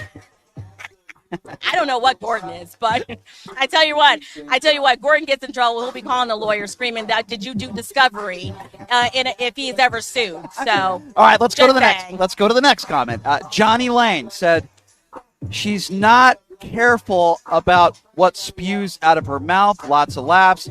The law degree must be partially from a junior college. Wow. You're getting some hate. Hey, I'm getting some wow. That's Hey, I got some hate too. Yeah, that's like wow. At least I have a law degree. I got some hate too. Somebody said, I don't know what he has. Brian Johnny Lane.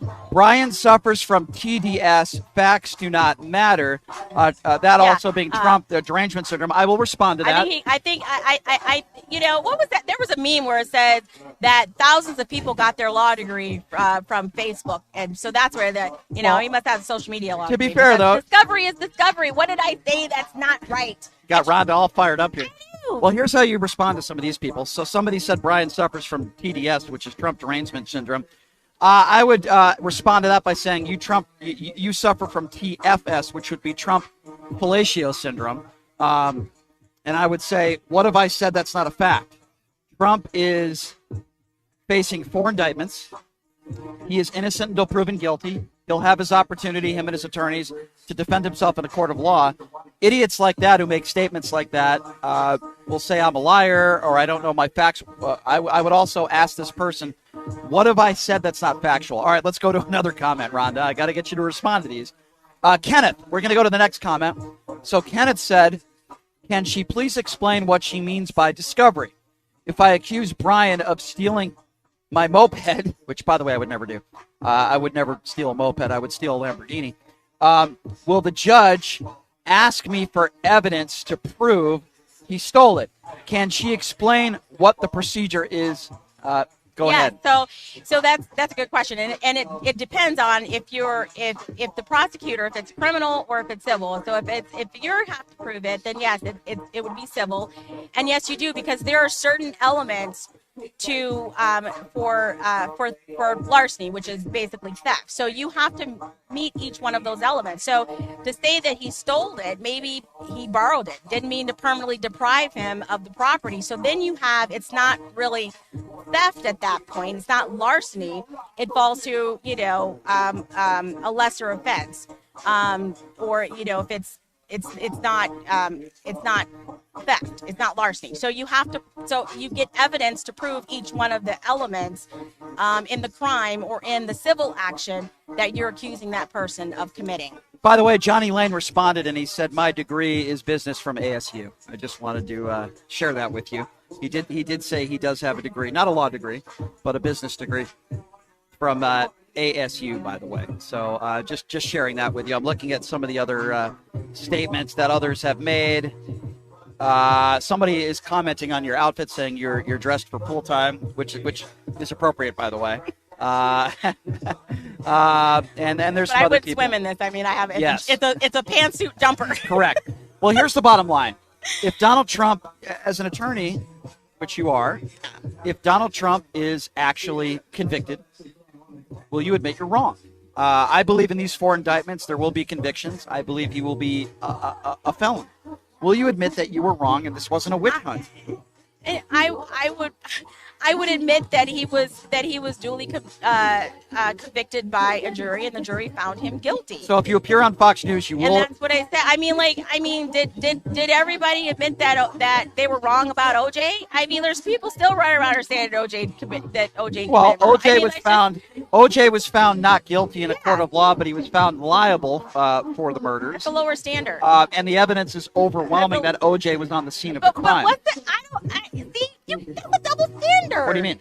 Because O.J. Simpson was found not guilty. Of double murder, correct. But you're still saying that he's guilty. But if I did not just say that. I did not just say that. Well, you said that there was evidence. Well, obviously the evidence was overwhelming that he was on the scene of the crime. It wasn't overwhelming enough. And he was found liable for the murders of Nicole Brown Simpson and Ronald Goldman. We're talking about criminal charges. Donald Trump is facing criminal charges. Sure. And you said if he's found guilty, would I admit that I was wrong? Sure. And I said, well, O.J. Simpson was found not guilty. People still say that he's guilty, and then yourself right. would just and if you actually every case is different. I can tell you that in the O.J. Simpson case, you had LAPD, people like Mark Furman that were racist idiots that tainted certainly the case. You also had a juror. Hold on. You also had a juror moments after he was announced not guilty that put up the Black Power sign. You could have had a video of O.J. Simpson decapitating his ex-wife, and that juror probably would have said that O.J. Simpson was not guilty. You had a bunch of moron jurors, some of whom were racist. You had racist police officers that were investigating the case. Marcia Clark and Darden were morons. They did not do a good job in attempting to prosecute O.J. Simpson. And you had O.J. Simpson that was found liable of murder. Do I think that O.J. Simpson was a part of that double murder? Yes, I do. Was he found not guilty in a court of law? Yes, he was. When we talk about the Donald Trump case, we're going to learn throughout the trials of evidence that is put forth by prosecutors. How do you know this? Did Miss Cleo tell you? We don't have anything yet. You're saying that we're going to. No, you're already predicting what's going to happen. Yes, I am. I mean, how do you know what's going to happen? I've read the indictments. No, it's not a double standard. I've given you. You asked me for my opinion. You don't have people that's prosecuting Donald Trump that has TDS, Trump deranged syndrome. You don't think there's going to be jurors on there that has TDS. I mean, even Roger Stone's one of his jurors was actually had Facebook and Roger Stone. Social media There's posts a really credible guy, talking Roger negative Stone. and saying what she wanted to do to Roger Stone, and she was left on the jury. I know that Roger Stone is your friend. Here's a guy that had to be pardoned by Donald Trump for crimes that he committed. Here's a man who was seen on video talking about a fake electorate scheme days before the 2020 election. So I would not quote Roger Stone with any bit of credibility. I didn't quote Roger Stone. Well, I quoted the fact that he's your friend, and he's welcome to Yes, come on he this is show my anytime. friend. He's a very good friend. He's and welcome to come on this show anytime, but that he is a criminal. He is a criminal, and he was Is seen. Hunter Biden a criminal? Well, yeah, he's been convicted of crimes already. Absolutely. Hunter Biden is not a politician, and Hunter Biden never worked in the Joe Biden administration. Hunter Biden has already been Not convicted. officially. Not officially. I don't know what that means. Hunter You Biden. don't, come on now, Brian. You're an intelligent man. You know exactly what Hunter that Biden was never in Joe Biden's administration. He's a private citizen, so Officially. I don't know what that means. means. Officially. Okay, well, Jared Kushner officially was in the administration. So All was, right. You want to do tit for tat? That's fine. But okay, one right it's not does not. Two not wrongs tit don't for make tat. a right. Okay. So Okay, bottom well, line where's is the evidence that it's Joe the Biden- same thing. I where's- just want you to. I want you to not the same thing. criticize. It's I not want the you to same thing. criticize It's not the same the thing. Bidens like you're criticizing Trump. That's all. It should be equal. Joe Biden has never been not only convicted but charged for a crime. So until he has, it's not the same. Donald Trump is now facing 4 indictments. Joe Biden has not been charged with a crime. It's absolutely not the same. And why hasn't he been charged with a crime? Because maybe there's no evidence to prove that he's Or committed maybe a crime. there's nobody who's been. Well, we'll Where's see. the evidence? We'll see when the congressional hearings start. Okay, We'll well, see. I haven't seen any evidence see. that Joe Biden's committed any We'll crime. see. And by the way, Republicans You need got the same evidence. What evidence have you seen that Donald Trump has committed any 4 crime? indictments that I've read. Have you Oh, read four, those? that doesn't mean that he's committed any crimes. That means he's accused. An accusation Sure, is not sure. that you committed it. A conviction means that you committed it. But there's So actually indictments that have been an handed down. indictment is There an has been- accusation. Okay, so where's the indictment? Where's the evidence that Joe Biden committed a crime? Exactly. That's what there is. non-existent. There is equal things out there, like the same stuff you're saying about Donald Trump. There's stuff out there Really? that are accusations that are being said about Joe Biden. The Really? difference is that the administration is different. So Joe And that's Biden, what it- Joe Biden had a fake electorate scheme. Joe Biden Joe pressured. Biden did something worse. Joe Biden, what did he do? Joe Biden sold us out for a price tag to another country. What are you talking about? Oh my God. He sold us out. Oh my God. What do you mean? How did Joe Biden sell us out? How did he sell? Are you? Yeah. You're seriously asking? Yeah, Okay. yeah. How did he sell us out? Joe Biden sold us out by doing favors for companies and foreign countries for a price tag.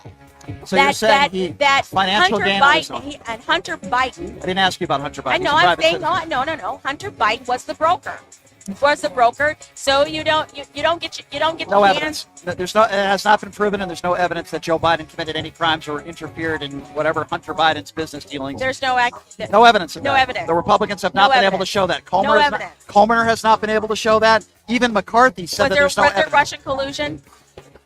Interference in our Was there 2016. Russian? Was there Russian at the end of the investigation? What does was that have there to do any with what we were evidence- just talking This about? is what I'm talking because I'm going to make my point in a second. Was there at the end of all the investigation and all the accusations of Russian collusion? Was there any Russian collusion? by Russia President interfered in Trump? our elections. That has been Was proven. there any collusion between President Trump and Russia? In the courts, there was no evidence that could correlate collusion between Russia and Donald Trump. I'm not sure what But that has wasn't to do that with the what you're talking evidence? about. Wasn't that the evidence that, No, that that was not people the like evidence. Hillary Clinton and Joe Biden and every other high-level Hillary Democrat Clinton was saying prior Okay, to you're the wrong. investigation? You're wrong. They did not say that there was collusion between Donald Trump and the Russians. What Hillary Clinton said is that the Russians interfered in the 2016 election, which, by the way, was proven, and you're conflating the two. No, they accused Donald Trump of doing it. Who's they?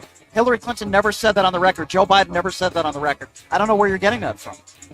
Were there some Democrats? Okay. Were there some Democrats So- Were there some Democrats that said that? Yes. Guess what, Rhonda? They were wrong. And it was proven that they were wrong. You're going to tell me that Hillary Clinton never accused Donald Trump of Russian collusion? No, she's never said that on the record. What she said was that Russia interfered in our elections, which again was proven. Russia did interfere in our 2016 elections. And what That do you was proven. consider to be on the record? Making that statement publicly? Okay. I mean, in So an interview. so you're not saying that she never made that statement, then, correct? So you have You're inside not information saying about that my question is, you're saying that she Hillary's never made that statement. She's never made that statement. No, it's never been proven she made that statement. I didn't say it proven she made that statement. She talked about Russian. She talked about other topics as far as Russia interfering in our elections. But I have a feeling that this is a topic that we will continue to discuss down the road. No. I want to, it's been an hour-long good debate back and forth. That's why I love Rhonda coming here. I always say this about Rhonda in closing. First of all, she makes appearances on Fox News and Newsmax. That's more I could say about some of her political opponents. We've had conversations off the air about that. And number two, she's not afraid to get into any debate or discussion. And I respect anybody that is willing to do that. And I always like getting into it with her because I always enjoy it and I always like a good debate. I do. And I want Rhonda and her daughter to have a good time. Now, have some fun, have a drink, have a good time. Because, you get into it with me for an hour, it gets a little stressful at times. But I always like a good discussion. You can buy me a drink. I will. I will do that. I will buy Rhonda a drink. Be nice to her on the comments, by the way, everybody. Yeah. I appreciate her being here. That's more than I can say for a lot of other people. All right. Thank you for being here, Rhonda. I Thanks, appreciate Brian. it as always. Always a pleasure. Enjoy yourself. Have fun. Thank you. And I want to see you back on Fox News because I think that's a good thing. Thank you. And I appreciate you doing that. And I think Rhonda has a much better chance to win than some of the other people that she's running against. Let me just put it that way. All right. We're going to take a quick break. And when we come back, Brian Salmon, Channel 3 Sports is here. Blake Gwynn is here. So we have some more special guests joining us. Hour number 2. We'll take a quick break. We'll be back right after this. You're listening to Pushing the Limits right here on KSHP.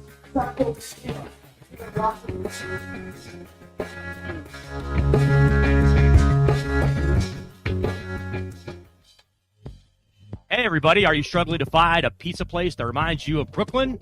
That true blue New York style pie? Well, worry no more. Stallone's Italian Eatery Pizza is a knockout. We're located at 467 East Silverado Ranch Boulevard, just off of Premier Road, half a mile east of South Point Casino, just minutes from the Las Vegas Strip.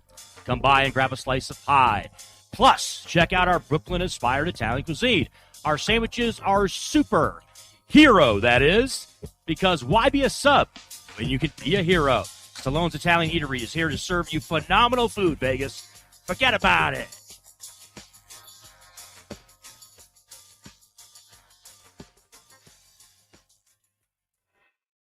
Buying or selling a home is a huge life event that requires guidance from an expert in the industry and community. My name is Blake Gwynn. You may recognize my name as my grandfather was the best governor the state of Nevada has ever had. Growing up in Las Vegas, I've come to know this community intricately. Now, I am raising a family here as well, so I understand all the issues impacting our home and quality of life. As the top realtor for the #1 real estate team at Keller Williams, you can have confidence in my experience, knowledge, and track record. When it comes to buying, selling, or investing in real estate, choose a name you can trust and someone who understands the community you call home.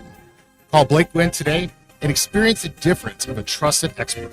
702-540-3311. Sapphire Pool and Day Club, the world's only topless gentlemen's day club, introduces its 2023 pool season lineup with a bevy of beauties and social media celebrities throughout the summer who will all host alongside hundreds of Sapphire's topless poolside entertainers. Enjoy brunch in the sun with items like frittata-style omelets, stripping chicken, and French kiss toast before washing it down with signature summertime cocktails. 10 lines, beware. Go Bear! Ladies are welcome to go topless within the day club for the ultimate party. Guests can purchase portable day bed packages, cabana packages, lounge chairs, and more. The best part though? Pushing the Limits will be broadcasting shows every other Friday throughout the pool season with a ton of surprise celebrity guests. Wow! Reserve your spot now. For more info, visit SapphirePoolLV.com or call 702-869-0003. That's 702-869-0003. See you at Sapphire.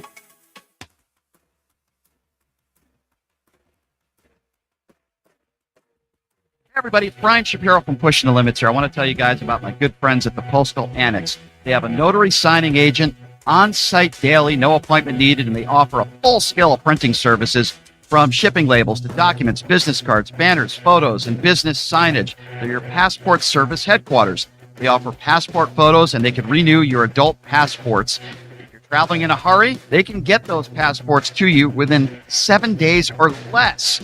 Mailbox rentals with a physical street address, and they also receive your packages from Amazon, UPS, FedEx, USPS, and more. Here's the best part. If you're a Pushing the Limits listener, They have an introductory rate of only $39 for a 3-month service. You can't beat it. Give them a call, 702-873-8005.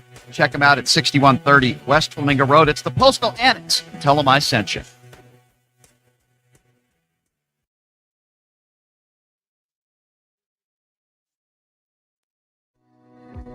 Hey everybody, it's Brian Shapiro from Pushing the Limits. I want to tell you guys about Sahara West Urgent Care and Wellness. They're conveniently located on the southwest corner of Sahara and Jones. They're open Monday through Friday, 9 a.m. to 9 p.m. and Saturday, 9 a.m. to 5 p.m. At Sahara West Urgent Care, they'll take care of all your healthcare needs. They offer routine services such as physicals, STD testing, car accident treatment, and work injuries. You name it, they do it. They have on-site x-ray, EKG, ultrasound, and labs. They treat chronic conditions such as asthma, blood pressure, diabetes, and more. They also offer general wellness exams and treatments such as testosterone enhancement and cancer screening. They're located on Sahara, 6125 West Sahara Avenue. Their number is 702-248-0554. And the best part, they accept most major insurances and affordable cash pay prices, office visits starting at just $95. And I'm also a client, so please give them a call, 702-248-0554. On Scale with Jeremy Love. Saturday afternoons at 2 on KSHP North Las Vegas. AM and FM. 829-6HP North Las Vegas and KSHP.com.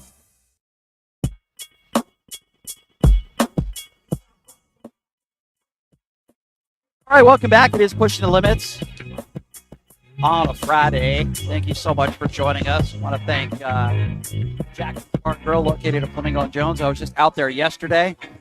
Bill Hochstetler, I was actually hanging out with him. He bought me lunch over there at Jackson's. Please check him out. Great gaming bar, great atmosphere.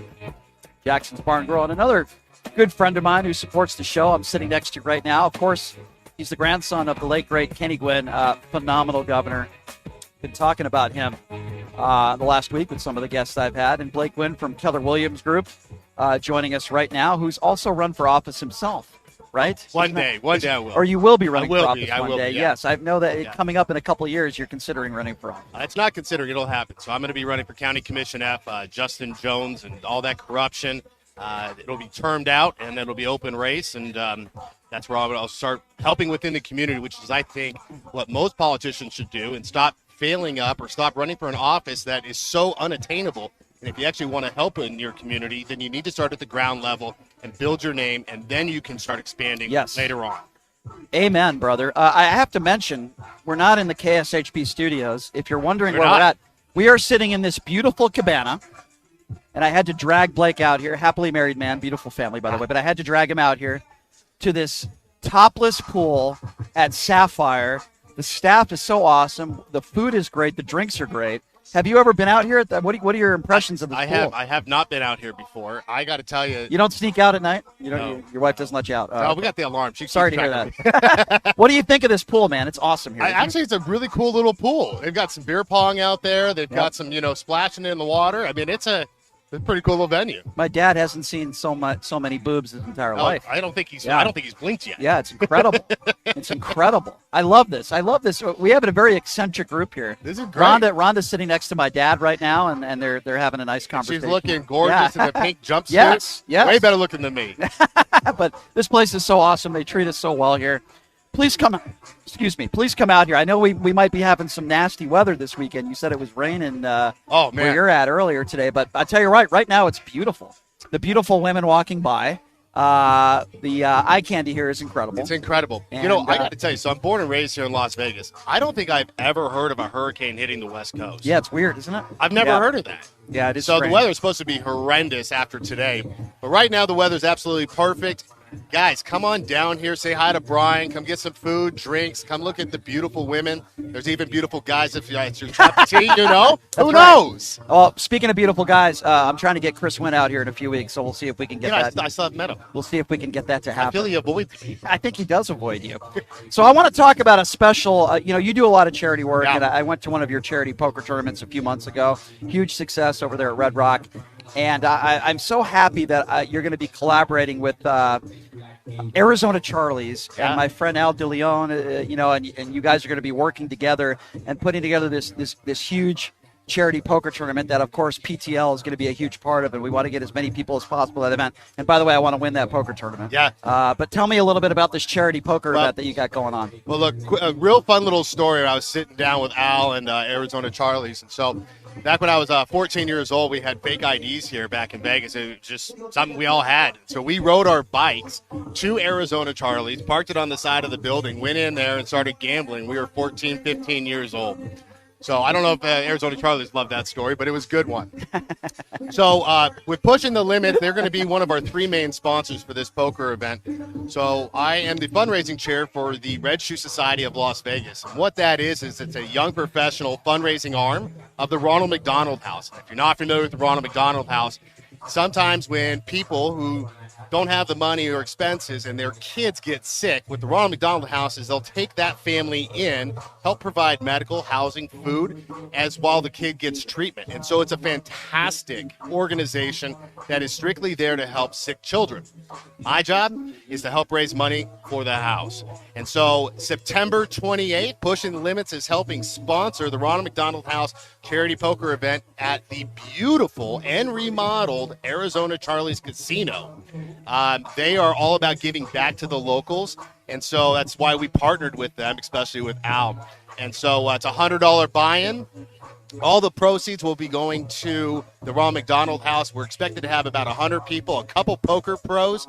We're going to have fun little programs like if you want to sit at a poker table with a poker pro, instead of $100, it'll be $150. And if you beat the poker pro, you get an extra $400 bonus. I love that. Yeah. I think that's so cool. I got to hit up my boy Danny Negrano and see if he can show up to this great charity event. Yeah. But Blake, you're a good dude, and I want to give you an opportunity to talk a little bit about Keller Williams and what you do over there and how people can contact you. You helped out my family, and please give out that information. Yeah, real quick before I touch on that with the poker tournament, if you're a local business and you are looking to help give back to the community, we have 2 different partnerships right now. The first one is a $300. You get a booth or a banner, super affordable. And then if you want to ball out, it's $1,000. You get 1 free entry, and you get your logo on the poker table, and you can be able to take that felt back home with you. If you're looking to buy, sell, or invest in the Las Vegas real estate market, or you have questions about what the heck is going on, interest rates, inventory, give me a call, Blake Gwynn, 702-540-3311. Again, that's Blake Gwynn, 702-540-3311. Brian, I love you, man. And I love you too, my friend. And I got to tell you, man, if you're thinking of buying or selling a place, nobody knows this business better than you do, and you've lived here your whole life. And always talk about your great-grandfather, or I should say your grandfather, not great-grandfather, the late, great, as I like to call him, governor of Nevada, Kenny Gwynn. Always like talking about your grandfather with you and the respect that he's had from pretty much everybody on both sides of the aisle. It's really awesome. Blake, I can't wait for this poker tournament. It's going to be a lot of fun. We're going to talk about it a little bit more in detail next time you come on the show, my friend. But Thank you, it's good my friend. to see you, and have some fun, man. I will. I know you're a married man. I won't tell your wife. Don't worry. I got to go get her a new wedding ring now. We got more politicians here. We got sports TV people. We got Brian Salmon from Channel 3 here. We got Tim Treffinger, who just showed up. So we'll take a quick break. We'll be back with some more special guests right after this. Live from Sapphire Topless Pool. You're watching Pushing the Limits right here on KSHP.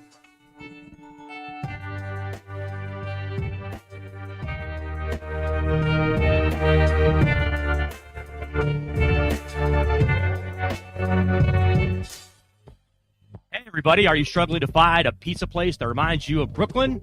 That true blue New York style pie? Well, worry no more. Stallone's Italian Eatery Pizza is a knockout. We're located at 467 East Silverado Ranch Boulevard, just off of Premium Road, half a mile east of South Point Casino, just minutes from the Las Vegas Strip. Come by and grab a slice of pie. Plus, check out our Brooklyn-inspired Italian cuisine. Our sandwiches are super. Hero, that is. Because why be a sub when you can be a hero? Stallone's Italian Eatery is here to serve you phenomenal food, Vegas. Forget about it.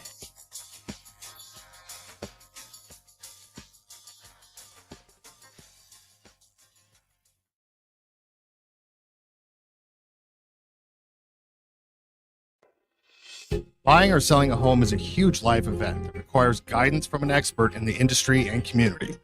My name is Blake Gwynn. You may recognize my name as my grandfather was the best governor the state of Nevada has ever had. Growing up in Las Vegas, I've come to know this community intricately. Now, I am raising a family here as well, so I understand all the issues impacting our home and quality of life. As the top realtor for the #1 real estate team at Keller Williams, you can have confidence in my experience, knowledge, and track record. When it comes to buying, selling, or investing in real estate, choose a name you can trust and someone who understands the community you call home. Call Blake Gwynn today and experience the difference of a trusted expert. 702-540-3311.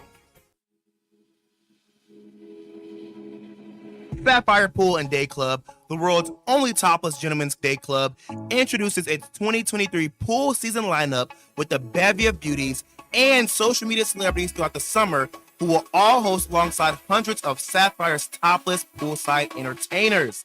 Enjoy brunch in the sun with items like frittata-style omelets, stripping chicken, and French kiss toast before washing it down with signature summertime cocktails. 10 lines, beware. Go Bear! Ladies are welcome to go topless within the day club for the ultimate party. Guests can purchase portable day bed packages, cabana packages, lounge chairs, and more. The best part though? Pushing the Limits will be broadcasting shows every other Friday throughout the pool season with a ton of surprise celebrity guests. Wow! Reserve your spot now.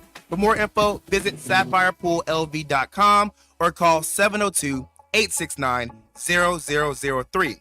That's 702-869-0003. See you at Sapphire.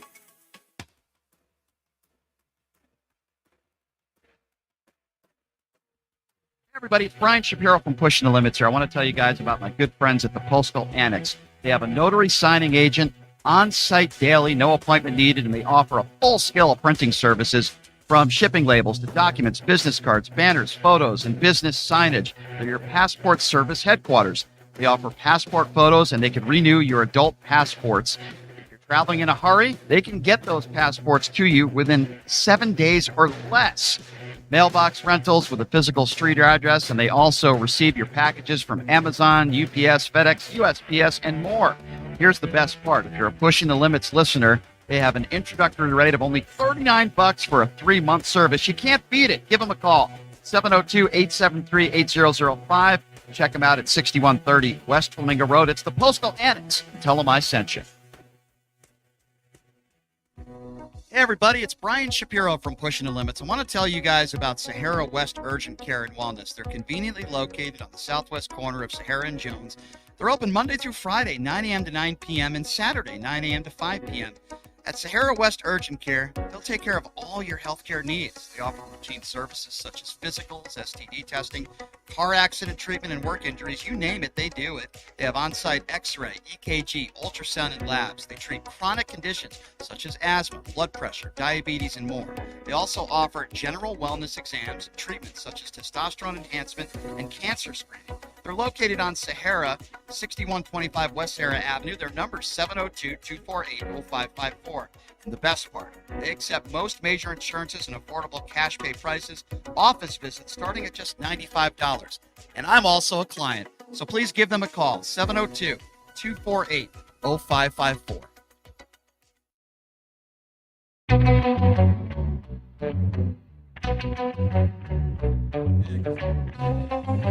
All right, everybody, welcome back. It is Pushing the Limits on a Friday, broadcasting live from the Sapphire Studios, as I like to say. We're at the topless pool at Sapphire Gentlemen's Club. It's the only topless pool gentlemen's club in all of Las Vegas, and it is awesome. I know we're all having a great time here. What an eccentric group of people, from people running for senator, people running for district attorney, people that run charities, real estate people, and sportscasters and King Anchors, the guy sitting to my left right now. Of course, you know him as the sports director for Channel 3 Sports. They do a great job. I was actually just talking to Jesse Barrick yesterday. Brian Salmon joining me at Sapphire, dragging him out here again. B-Sal, thanks for being here, man. Kicking and screaming. Yes. Kicking and screaming. Everybody is having a very, very, very good time. Well, I mean, this water is very good. You know what I mean? Like it's thirst quenching. We're in the shade. It is. It's always good to see you. I met your pop, man. This is great. Yeah, my dad's here. I know he's having a good time as well. No question about that. I appreciate the insight. So you just came from the boxing gym, huh, man? Your turn. Is there any? When's your next fight? Do you have any dates? You know what? Your amateur boxing career, you're 1-0. I'm 1-0 as an amateur boxer, man. No, they have some fights I think in October. I'm debating whether or not I'm going to fight in it. I'm going to fight again. I'm definitely going to fight again because I got to do better than I did. But I don't know if I'll fight in October. I don't know if you can kind of see, man. Like one of my hands is swollen. I don't know if you can tell, but it's brutal. Boxing is brutal. It's a brutal sport. Well, at least I heard it hitting somebody. Yeah, it's a brutal sport. I'll tell you what else was brutal. Let's talk a little Las Vegas Aces. I mean, obviously the loss in New York was brutal. Yes. And then a week and a half later, they got embarrassed at home. But you have to give them credit for the way they played yesterday. Yeah. And I thought that was more to prove to themselves than anything else. But what did you make of the game yesterday? I thought it was nice. I mean, how they bounced back.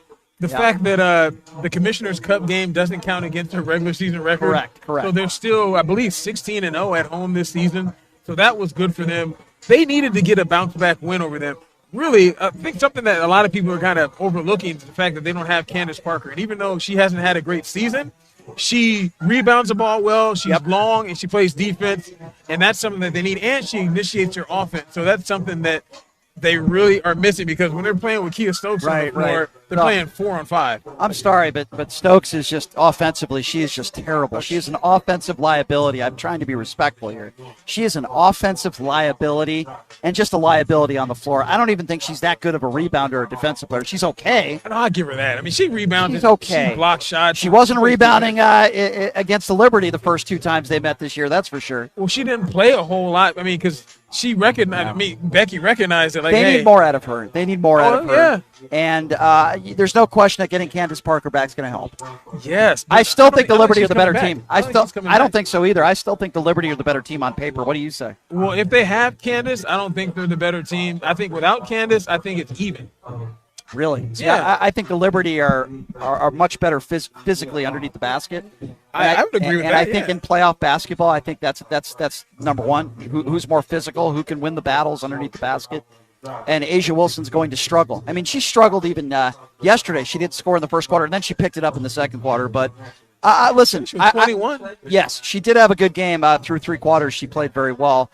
Listen, big win for them yesterday. For their psyche more than anything. And I know they play tomorrow at noon. I know you're going to be there with your family, right? Absolutely. I take the girls there. I take the girls as often as possible. They love watching the games. But think about this. The fact that we're sitting here talking like the Aces are kind of struggling and needed a win. They've only lost like 4 games all year. 3. Yeah, they've lost 3 regular season games and 1 Commissioner's Cup game. You know what I mean? So if you're talking about them, what are you looking at over there? Focus, Brian. Focus. Well, the sun was in my eye. I had to lean over to make sure the sun. Is that what it was? Okay. Yeah, it's hard to concentrate talking. I'm glad you're wearing sunglasses. With the sunglasses, with the sun in my eye, man. You know, I don't want to go blind, B. I don't want to go blind. This is a place you definitely don't want to go blind. No, excuse me. That's true. Yeah. You were talking Aces. Yeah, no, I was talking. Was I talking Aces? I think you were. Oh, okay. Yeah, I was talking Aces. No, man, I think that we're talking about them not playing so well, and they still only lost 3 regular season games. They still are 2-2 against the Liberty this year. Yeah. Right. Yeah. So, but 2 of their wins are here in Las Vegas. And correct.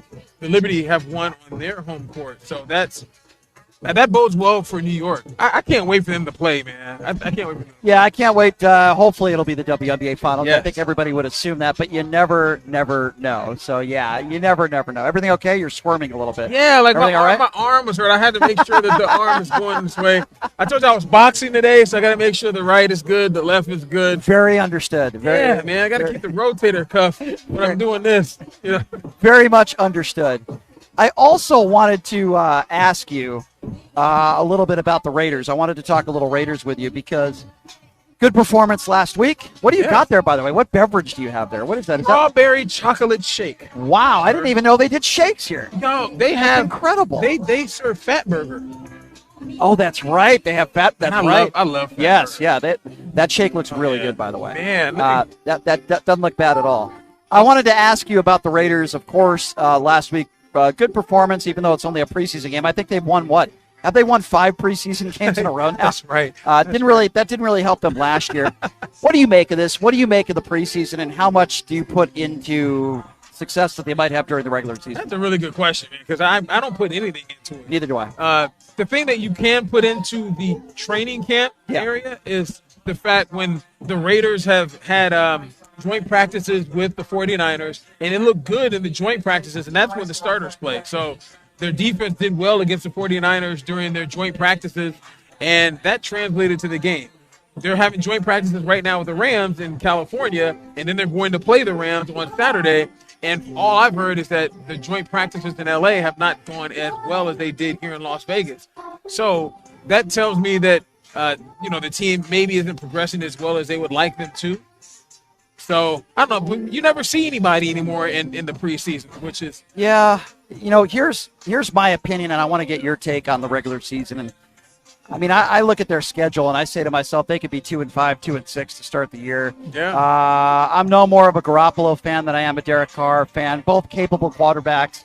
But to me, it's irrelevant. We can get in the weeds and talk about every position. We can talk about the defense, the offense. We can talk about all that stuff. I am not confident with this team because of one person, and that is Josh McDaniels. I don't think he's a very good head coach. This isn't personal. I think he's a nice guy, but I just don't think he's a very good head coach. He didn't get it done in Denver. He certainly didn't get it done here last year. You have Max Crosby, Devontae Adams, just to name a few, right? You had Derek Carr. You had Darren Waller. You had Josh Jacobs. Let's hope Josh Jacobs resigns. Man. And when you look at the season, and listen, I get it. They're in a really, really tough league and a really tough conference. I get that. It's really hard to win in the NFL. But that was a really bad year last year, and it was an embarrassing year last year. And I don't care about new acquisitions or who they have or they don't have. You have to win more games this year. I'm not saying you have to have a winning record. You have to win more games this year. And if they don't show any improvement this year, I think Mark Davis is going to have a decision to make. That's my personal opinion. Yeah, well, the one thing I would say about at least Mark Davis, I'll start there with him having a decision to make. If they have a bad season, from all I've heard, Josh McDaniels is like secure this season unless they go like 1-16 or something. There's a difference between what we think should happen and what Mark Davis is going to do, and I agree with you 100%. I've heard the same thing. Yeah, but he's not going to do anything. However, I would agree with you in the fact that if they don't do well, that they really should consider. Because the mentality of the team when he got them, they were high. They just came off the playoffs. The team was really confident. They loved Bisaccia, and then they get rid of him. That already kind of cut the legs out of the team and kind of kicked them in the chest a little bit because they wanted him to come back. Yep. You bring in Josh McDaniels, he brings in the Patriot way, and he starts constricting and doing things how he does things. And I mean, if you talk to players around in the locker room, off the record, they'll tell you that it's not as much fun as it was. No, guys don't appreciate that Patriot way. And you can just go around and look at all the disciples from Bill Belichick. None of them have done well anywhere. No one's done anywhere. Belichick has done well because he's got a track record. I worked in New England. The players didn't like playing there, but you got 6 Super Bowls. You can do what the heck you want to do. Right. Josh doesn't have 6 Super Bowls as a head coach. That's a good point. Yeah. So if they don't do well this year, I think he loses the team. I agree with you, and let's talk about riding the coattails of New England. I remember a guy named Weiss who took over at Notre Dame, right? I remember a guy who took over at Notre Dame. Everything okay? You all right? My chest kind of hurts. Everything okay? You okay? I worked out really hard today, man, so my chest was... Totally understood. I'm sure it has nothing to do with the scenery here at Sapphire. I just got a pain in my chest. I had a Fred Sanford moment, if you know who that is. No problem. I do. I totally understand. The scenery is very good here at Sapphire Gentlemen's Club Topless Pool. That might have some... Maybe it's the shake. I thought my shake had spilled. I thought my shake had spilled. Totally. Would you like a shot? Would you like a shot live on the radio? No? Okay, I think we're okay. We are not exactly what you would call raging alcoholics here. They are giving out sunglasses. Thank you. I might take a pair of sunglasses. Thank you very much. Just so I could look cool here at Sapphire. What did you say, Brian? Did you say something? Yes, I did say something. Getting back to getting back to the Raiders real quickly. There's a lot of things here that are very easily you can lose focus here in a good way. Yeah, Yes, there's some French fries, some pizza. Help yourself, my friend. But in regards to McDaniels in New England, let's talk a little bit about that. Josh McDaniels had probably the best, not only the best quarterback, but arguably the best player in NFL history, and Tom Brady, probably the best NFL coach in history. So I'm not going to give Josh McDaniels a ton of credit for being the offensive coordinator. Did he win rings there? Yes. Was he a good offensive coordinator? Yes.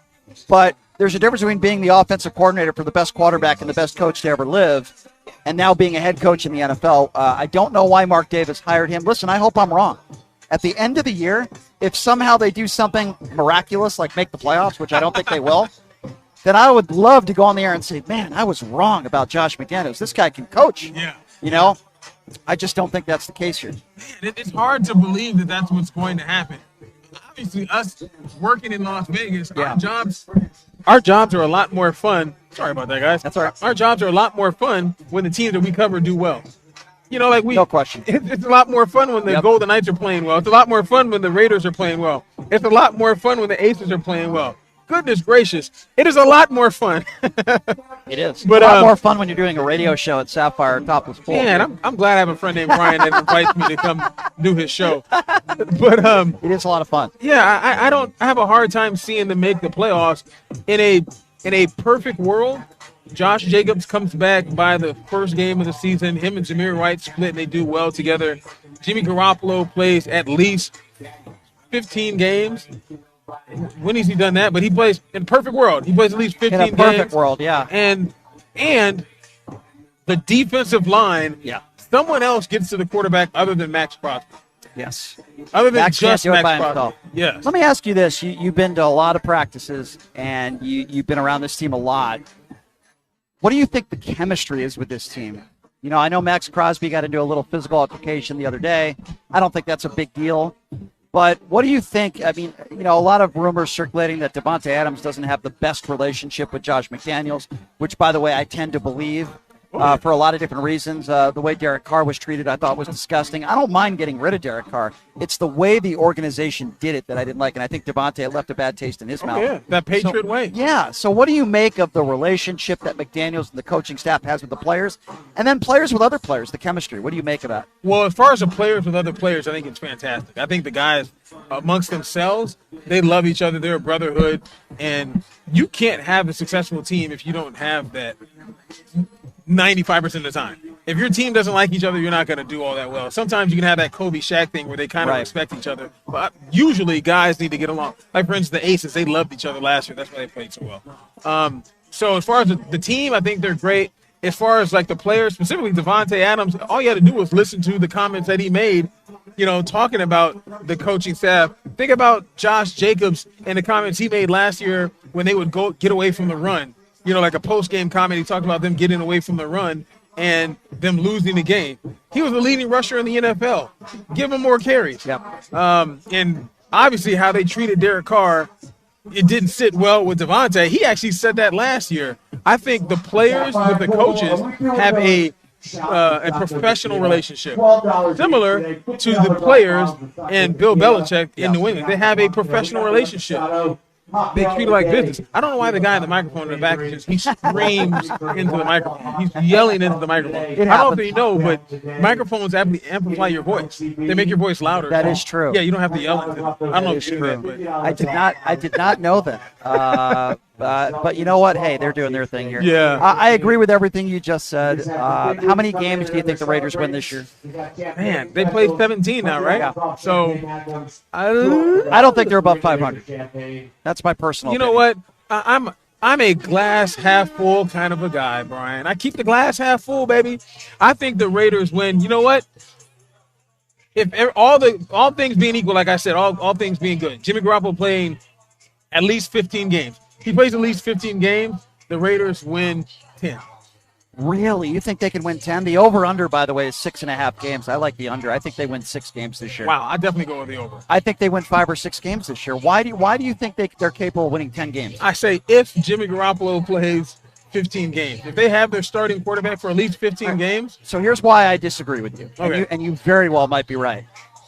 Garoppolo had one of the best defenses, if not the best defense in the NFL with the 49ers for several years, right? He's not going to have that kind of field position with the Raiders. I'm sorry, he's just not. Likely. The defense is nowhere near as good as the San Francisco defense has been. Yes. I don't think we're going to see the Garoppolo that we saw in San Francisco. Again, I hope I'm wrong. Garoppolo is a very capable quarterback. Okay. I'm not saying he's a below-average quarterback. He's a Super Bowl quarterback when he's healthy.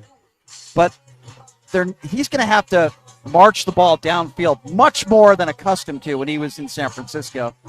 And I don't know if I trust him doing that. Am I wrong in thinking that? I would say yes, just because don't just look at him in New England or him in San Francisco. Look at him in New England. He had a nice stint there. Yeah, but I mean, he was a guy that doesn't turn the ball over all that much. You know, he's true. very good with the ball. And take this into account. This is a big part of it. They had the best running back in the NFL last year. If they have Josh Jacobs and Zamir White going, you know, those two guys, they had Devontae Adams, the best receiver basically in the NFL last year. He had the most touchdowns in the NFL last year. Jimmy Garoppolo doesn't have to do it all himself. I say if they had no running game and the line stinks, then he ends up not playing 15 games. Got to have Josh Jacobs. Yes. If he plays 15 games, I think they can definitely go over 6. I mean, but I look at some of these, and again, I'm going to talk coaching, I'm going to talk play calling. I just thought the play calling last year at times was abysmal. I mean, there were times where you just give the ball to Josh Jacobs and let him run, and you're having Derek Carr throw the ball. There were plenty of games last year that I could name where I'm thinking the play calling is just, it makes no sense. A JV coach would have better play calling. So that's a problem. Cannot disagree with you, my man. That's a problem. Garoppolo's not calling the plays out there. So, again, under normal circumstances, I would agree with what you're saying about Garoppolo. I'm not confident in the coaching staff. I'm not confident in the play calling. And that is such a huge part of the NFL. It really is. Such a huge part. There are some professional sports where you could get away with maybe not having a great manager, maybe not having a great head coach. I just think in the NFL, it's almost impossible. It really is. This is like we said in the beginning, this is a telltale year for Josh McDaniels to actually prove if he can coach. Yep. To the fan base and Raider Nation, he's going to be under a microscope, and they're going to have a lot to say about how the team does. But as we've said, Mark Davis, I don't think is going to look at him like that because he doesn't want to pay John Gruden, Josh McDaniels, and a new head coach. You know what I mean? So he's not going to get just 2 years unless they go 1-16. You know, they go 1-16 and everybody's healthy and the they players win 3 or 4 games. You think he comes back? 3 or 4 games? Yeah, if he wins 3 or 4. Obviously 1-16. I think that's inevitable. I mean, if they win 4 games, they get worse than they were last year. I think they have a hard look at it. But I say 90% he's coming back almost regardless. Yeah, I tend to agree with you, and not because I think it's the right decision. If you were Mark Davis, would you let Josh McDaniels go after year 2 if he doesn't make the playoffs? If you were Mark Davis. Not if he doesn't. No, if I'm Mark Davis, no. I mean, he has to think of his business model. If they don't make the playoffs, they can still have a good year and not make the playoffs because the Chiefs can have a ridiculous season. The Chargers can have a ridiculous season. You know what I mean? It might be hard for them to make the wild card because, you know, the AFC is pretty good for the most part. The Jets are going to be much better. You know what I mean? Like, what do you think about Denver? Well, I mean, they're going to be better. And the reason they'll be better is because of Sean Payton, not because of Russell Wilson. Sean Payton can coach. If they don't have a good year, Russell Wilson's going to be getting the business. Oh, yeah. He's going to be getting the business. Because Sean Payton can coach. Like, he's proven that he's he a can good coach. He's a good coach. You know what I mean? Maybe not the nicest guy in the world, but a good coach. I dealt with him. Remember, I worked in New Orleans. And actually dealing with him was a little egotistical. Oh, you can see. I mean, all these coaches have big egos, but he definitely had a big ego. But he was respectful and good to work with. He didn't have the best working relationship with the ESPN reporter down there in New Orleans. So, and the spotlight was on him huge because the Saints are the ticket in New Orleans. The Pelicans are like, but the Saints are the ticket. I'm just emphasizing that point that I'm making, Brian. A lot of distractions here at Sapphire Topless Pool. We're joined by Brian Salmon, the sports director over there at Channel 3. What do you got going on this weekend? So we got the Aces game tomorrow at noon. What other events you guys got going on? Obviously, we have the Raiders on the road. We do. Preseason on the road. What time is that game on Sunday? That game is Saturday, actually. The Raiders. Oh, I didn't even know. See, I didn't even know that. What time is the game tomorrow? I believe they play at 6 p.m. on Saturday. So we have that. We'll be paying attention to the Aces tomorrow at noon, as you talked about as well. I'm hoping to have an interview that I can run. I got a chance to. You got a chance to talk to her too, I believe. No, that was that was someone else. The Kathy Engelbert, the WNBA. Oh, I've interviewed her before. Okay. Yep. Nice lady. Very nice. Very nice. Very nice. I caught up with her at the cool. Aces Commissioners Cup game, so I have some of that on Sunday as well. A lot of Jesse Merrick and myself doing our little debate. We call it Beyond the Three. We kind of get together and I kind of teach him the ways and kind of set him straight on how things really should be in the sports world. I like that. You and Jesse, though, do a wonderful job over there at Channel 3. I just had Ron Futrell on the show yesterday at Channel 8. Wow, Him and Chris Matthews come on a lot. No, all you guys do a great job. Yeah, they're good guys. Yes, I completely agree 100%. Yeah. So there's a lot going on. We got Formula One right around the corner. I just saw a guy walking by in a Speedo. That was not a good look. Was that my little brother? Oh, boy, that was not a good look. My little brother was a swimmer, played water polo on the national team. I did not know that. I did not know that about you. Yeah, my little brother. When we went to Mexico 2 years ago, we have pictures, and he's wearing a Speedo at the beach. Not a good look. No, it's not a good look. Well, maybe for Fabio, not for me. It's not a good look. By the way, you know what else? You know what else is not a good look? All this damn construction. A lot of it because of formula. Listen, I'm not even going to go. I don't mean to be a Debbie Downer. It just doesn't. It's not my thing watching cars going fast. It's just not. You got to at least go see the spectacle, just to say that you saw the cars driving in front of the Bellagio.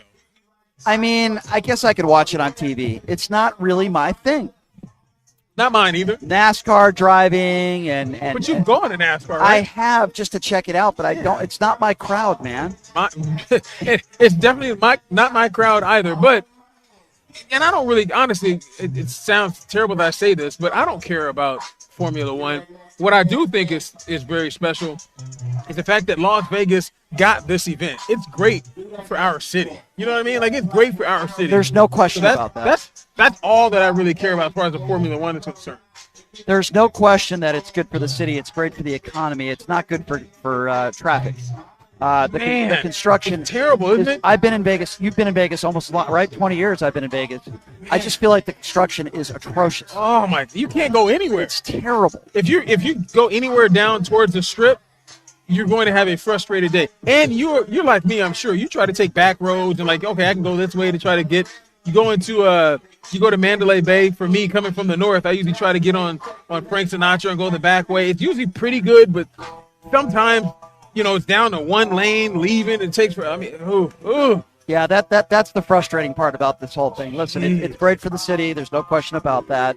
But the Super Bowl, we're not that far away from the Super Bowl here in Las Vegas. That's crazy. How crazy is that going to be? I don't even think that's hit home yet. It's not even a reality yet for so many people that we're going to be able to cover the Super Bowl here in Las Vegas. That's nuts. The Super Bowl in Las Vegas. Okay, so I covered a Super Bowl in New Orleans. I covered a Super Bowl in Phoenix, and then a Super Bowl now in Las Vegas. The one in New Orleans was a lot of fun. That was the 49ers and the Ravens when the lights went out. So that was a pretty cool experience, being down in the French Quarter and all that kind of stuff. I remember running into Alex Smith at one of my favorite restaurants. I literally almost ran into him. That's super cool. He looked like a linebacker. He was huge. But it being here in Las Vegas in our backyard, just think about that. It's going to be a crazy week, right? Wow. Crazy 2 weeks. Wow. I'm going to hate driving wherever we have to drive to go cover construction. Because we're going to have one team here. Yeah. One team will be at one hotel, and they'll be doing press conferences and all that kind of stuff. Where do you think they're going to be practicing? I mean, they really could practice anywhere, but obviously the Raiders facility. Yes. But, can you see any of these teams practice? Maybe UNLV. Yeah, the UNLV campus, right? Yeah, they'll probably be practicing there. That's going to be a spectacle, man. Can you imagine? And Bishop Foreman probably as well. Yeah, maybe Bishop. I remember NBA All-Star Weekend, which was here in Vegas, and the celebrities that were here for that. I'll always remember I met Prince, the late great Prince. You met Prince? I did. You met Prince? Shook his hand? I shook his hand. He walked past the red carpet. He took a couple pictures, and I shook his hand. I said, "Thank you for your work." He said, "Well, thank you." And then he kept walking. I also remember he took a 15-minute break at halftime and went into the limo with his date. I do remember that. Prince did? 15 minutes, yeah, Prince. How did you know that? Well, because I saw it. I was on the floor walking around, and at halftime he gets up with his girl, and he walks back there, and he goes back. And I said, "Where is he going?" I go, "He's going into his limo." Somebody told me. Wow. God, there were so many. I took the very first selfie I've ever taken in my life with Dave Chappelle. Oh, legend. I see him at the boxing fights all the time. Absolutely a really nice guy. Super nice dude. I forgot the dude from A Green Mile who passed away. The big dude. Michael Clark Duncan. Michael Clark Duncan, legend. I met him at NBA All-Star Weekend as well, and I got a chance to interview him. Great guy.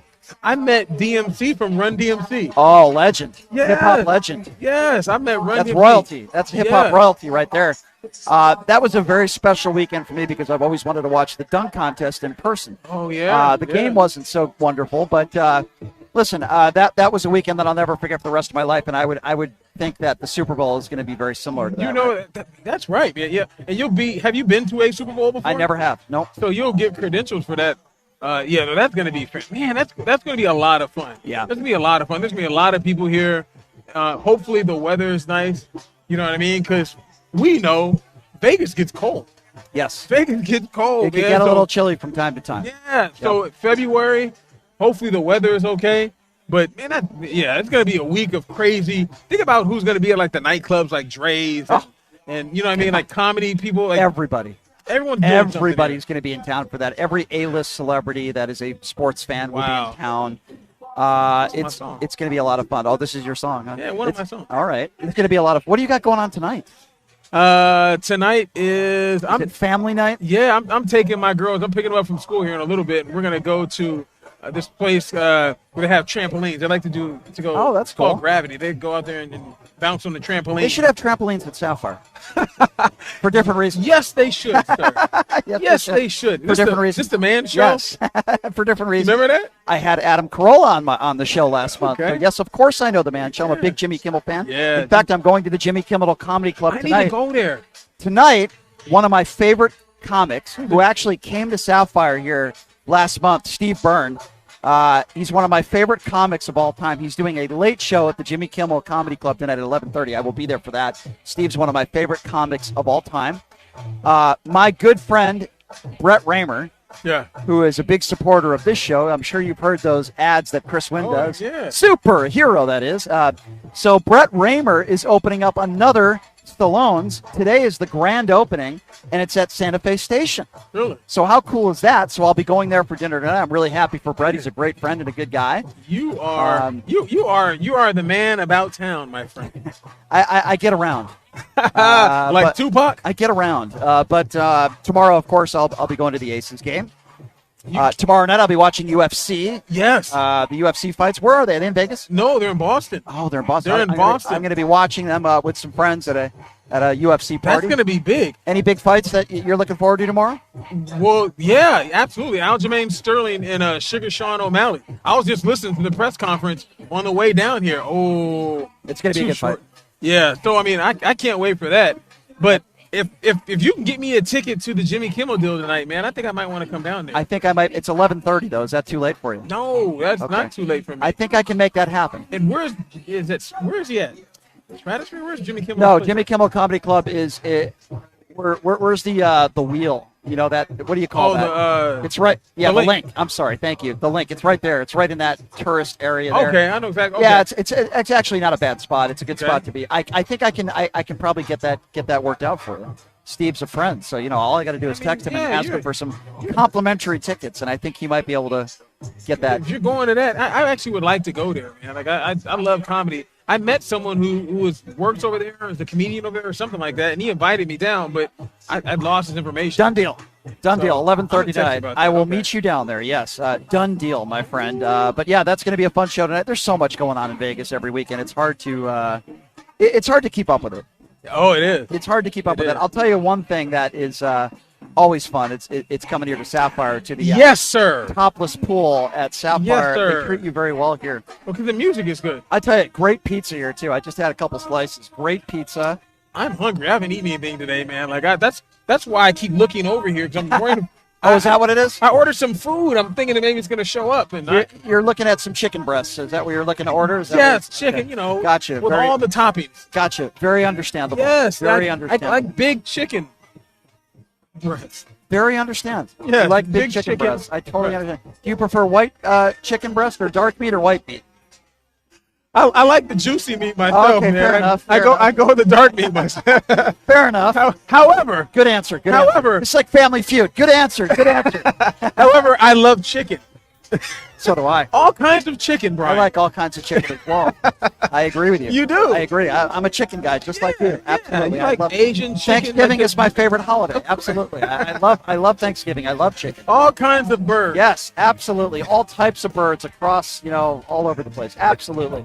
I'm with you 150% on that one. Me and Brian Yeah. certainly have that in common. There's no Yeah. question about that. We're friends in arms, man. My Can God. you do this anywhere else? I mean, can you?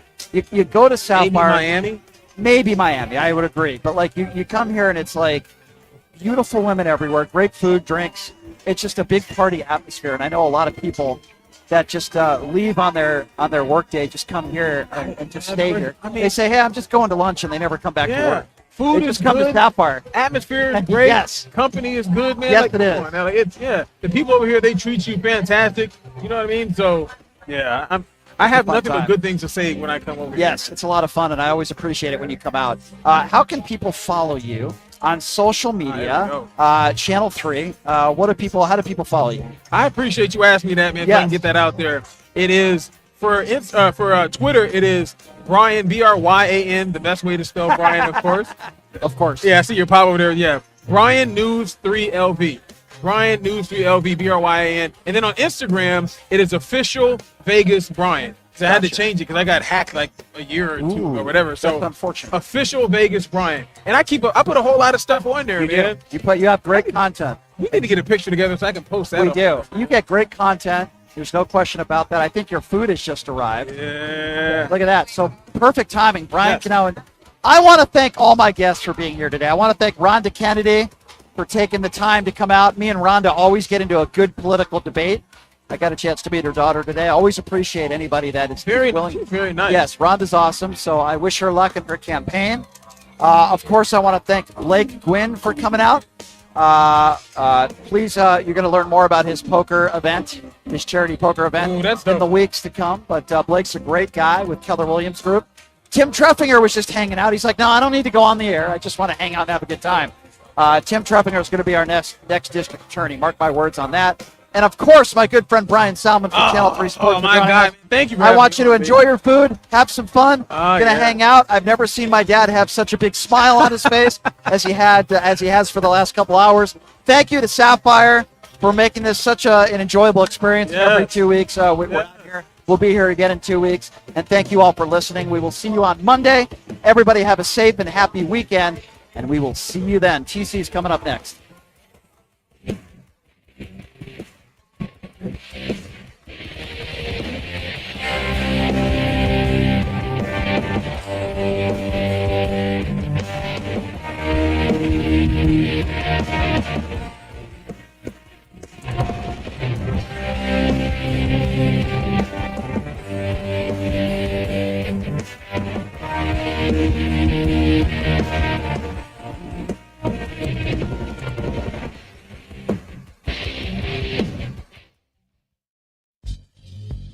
Hey, everybody, are you struggling to find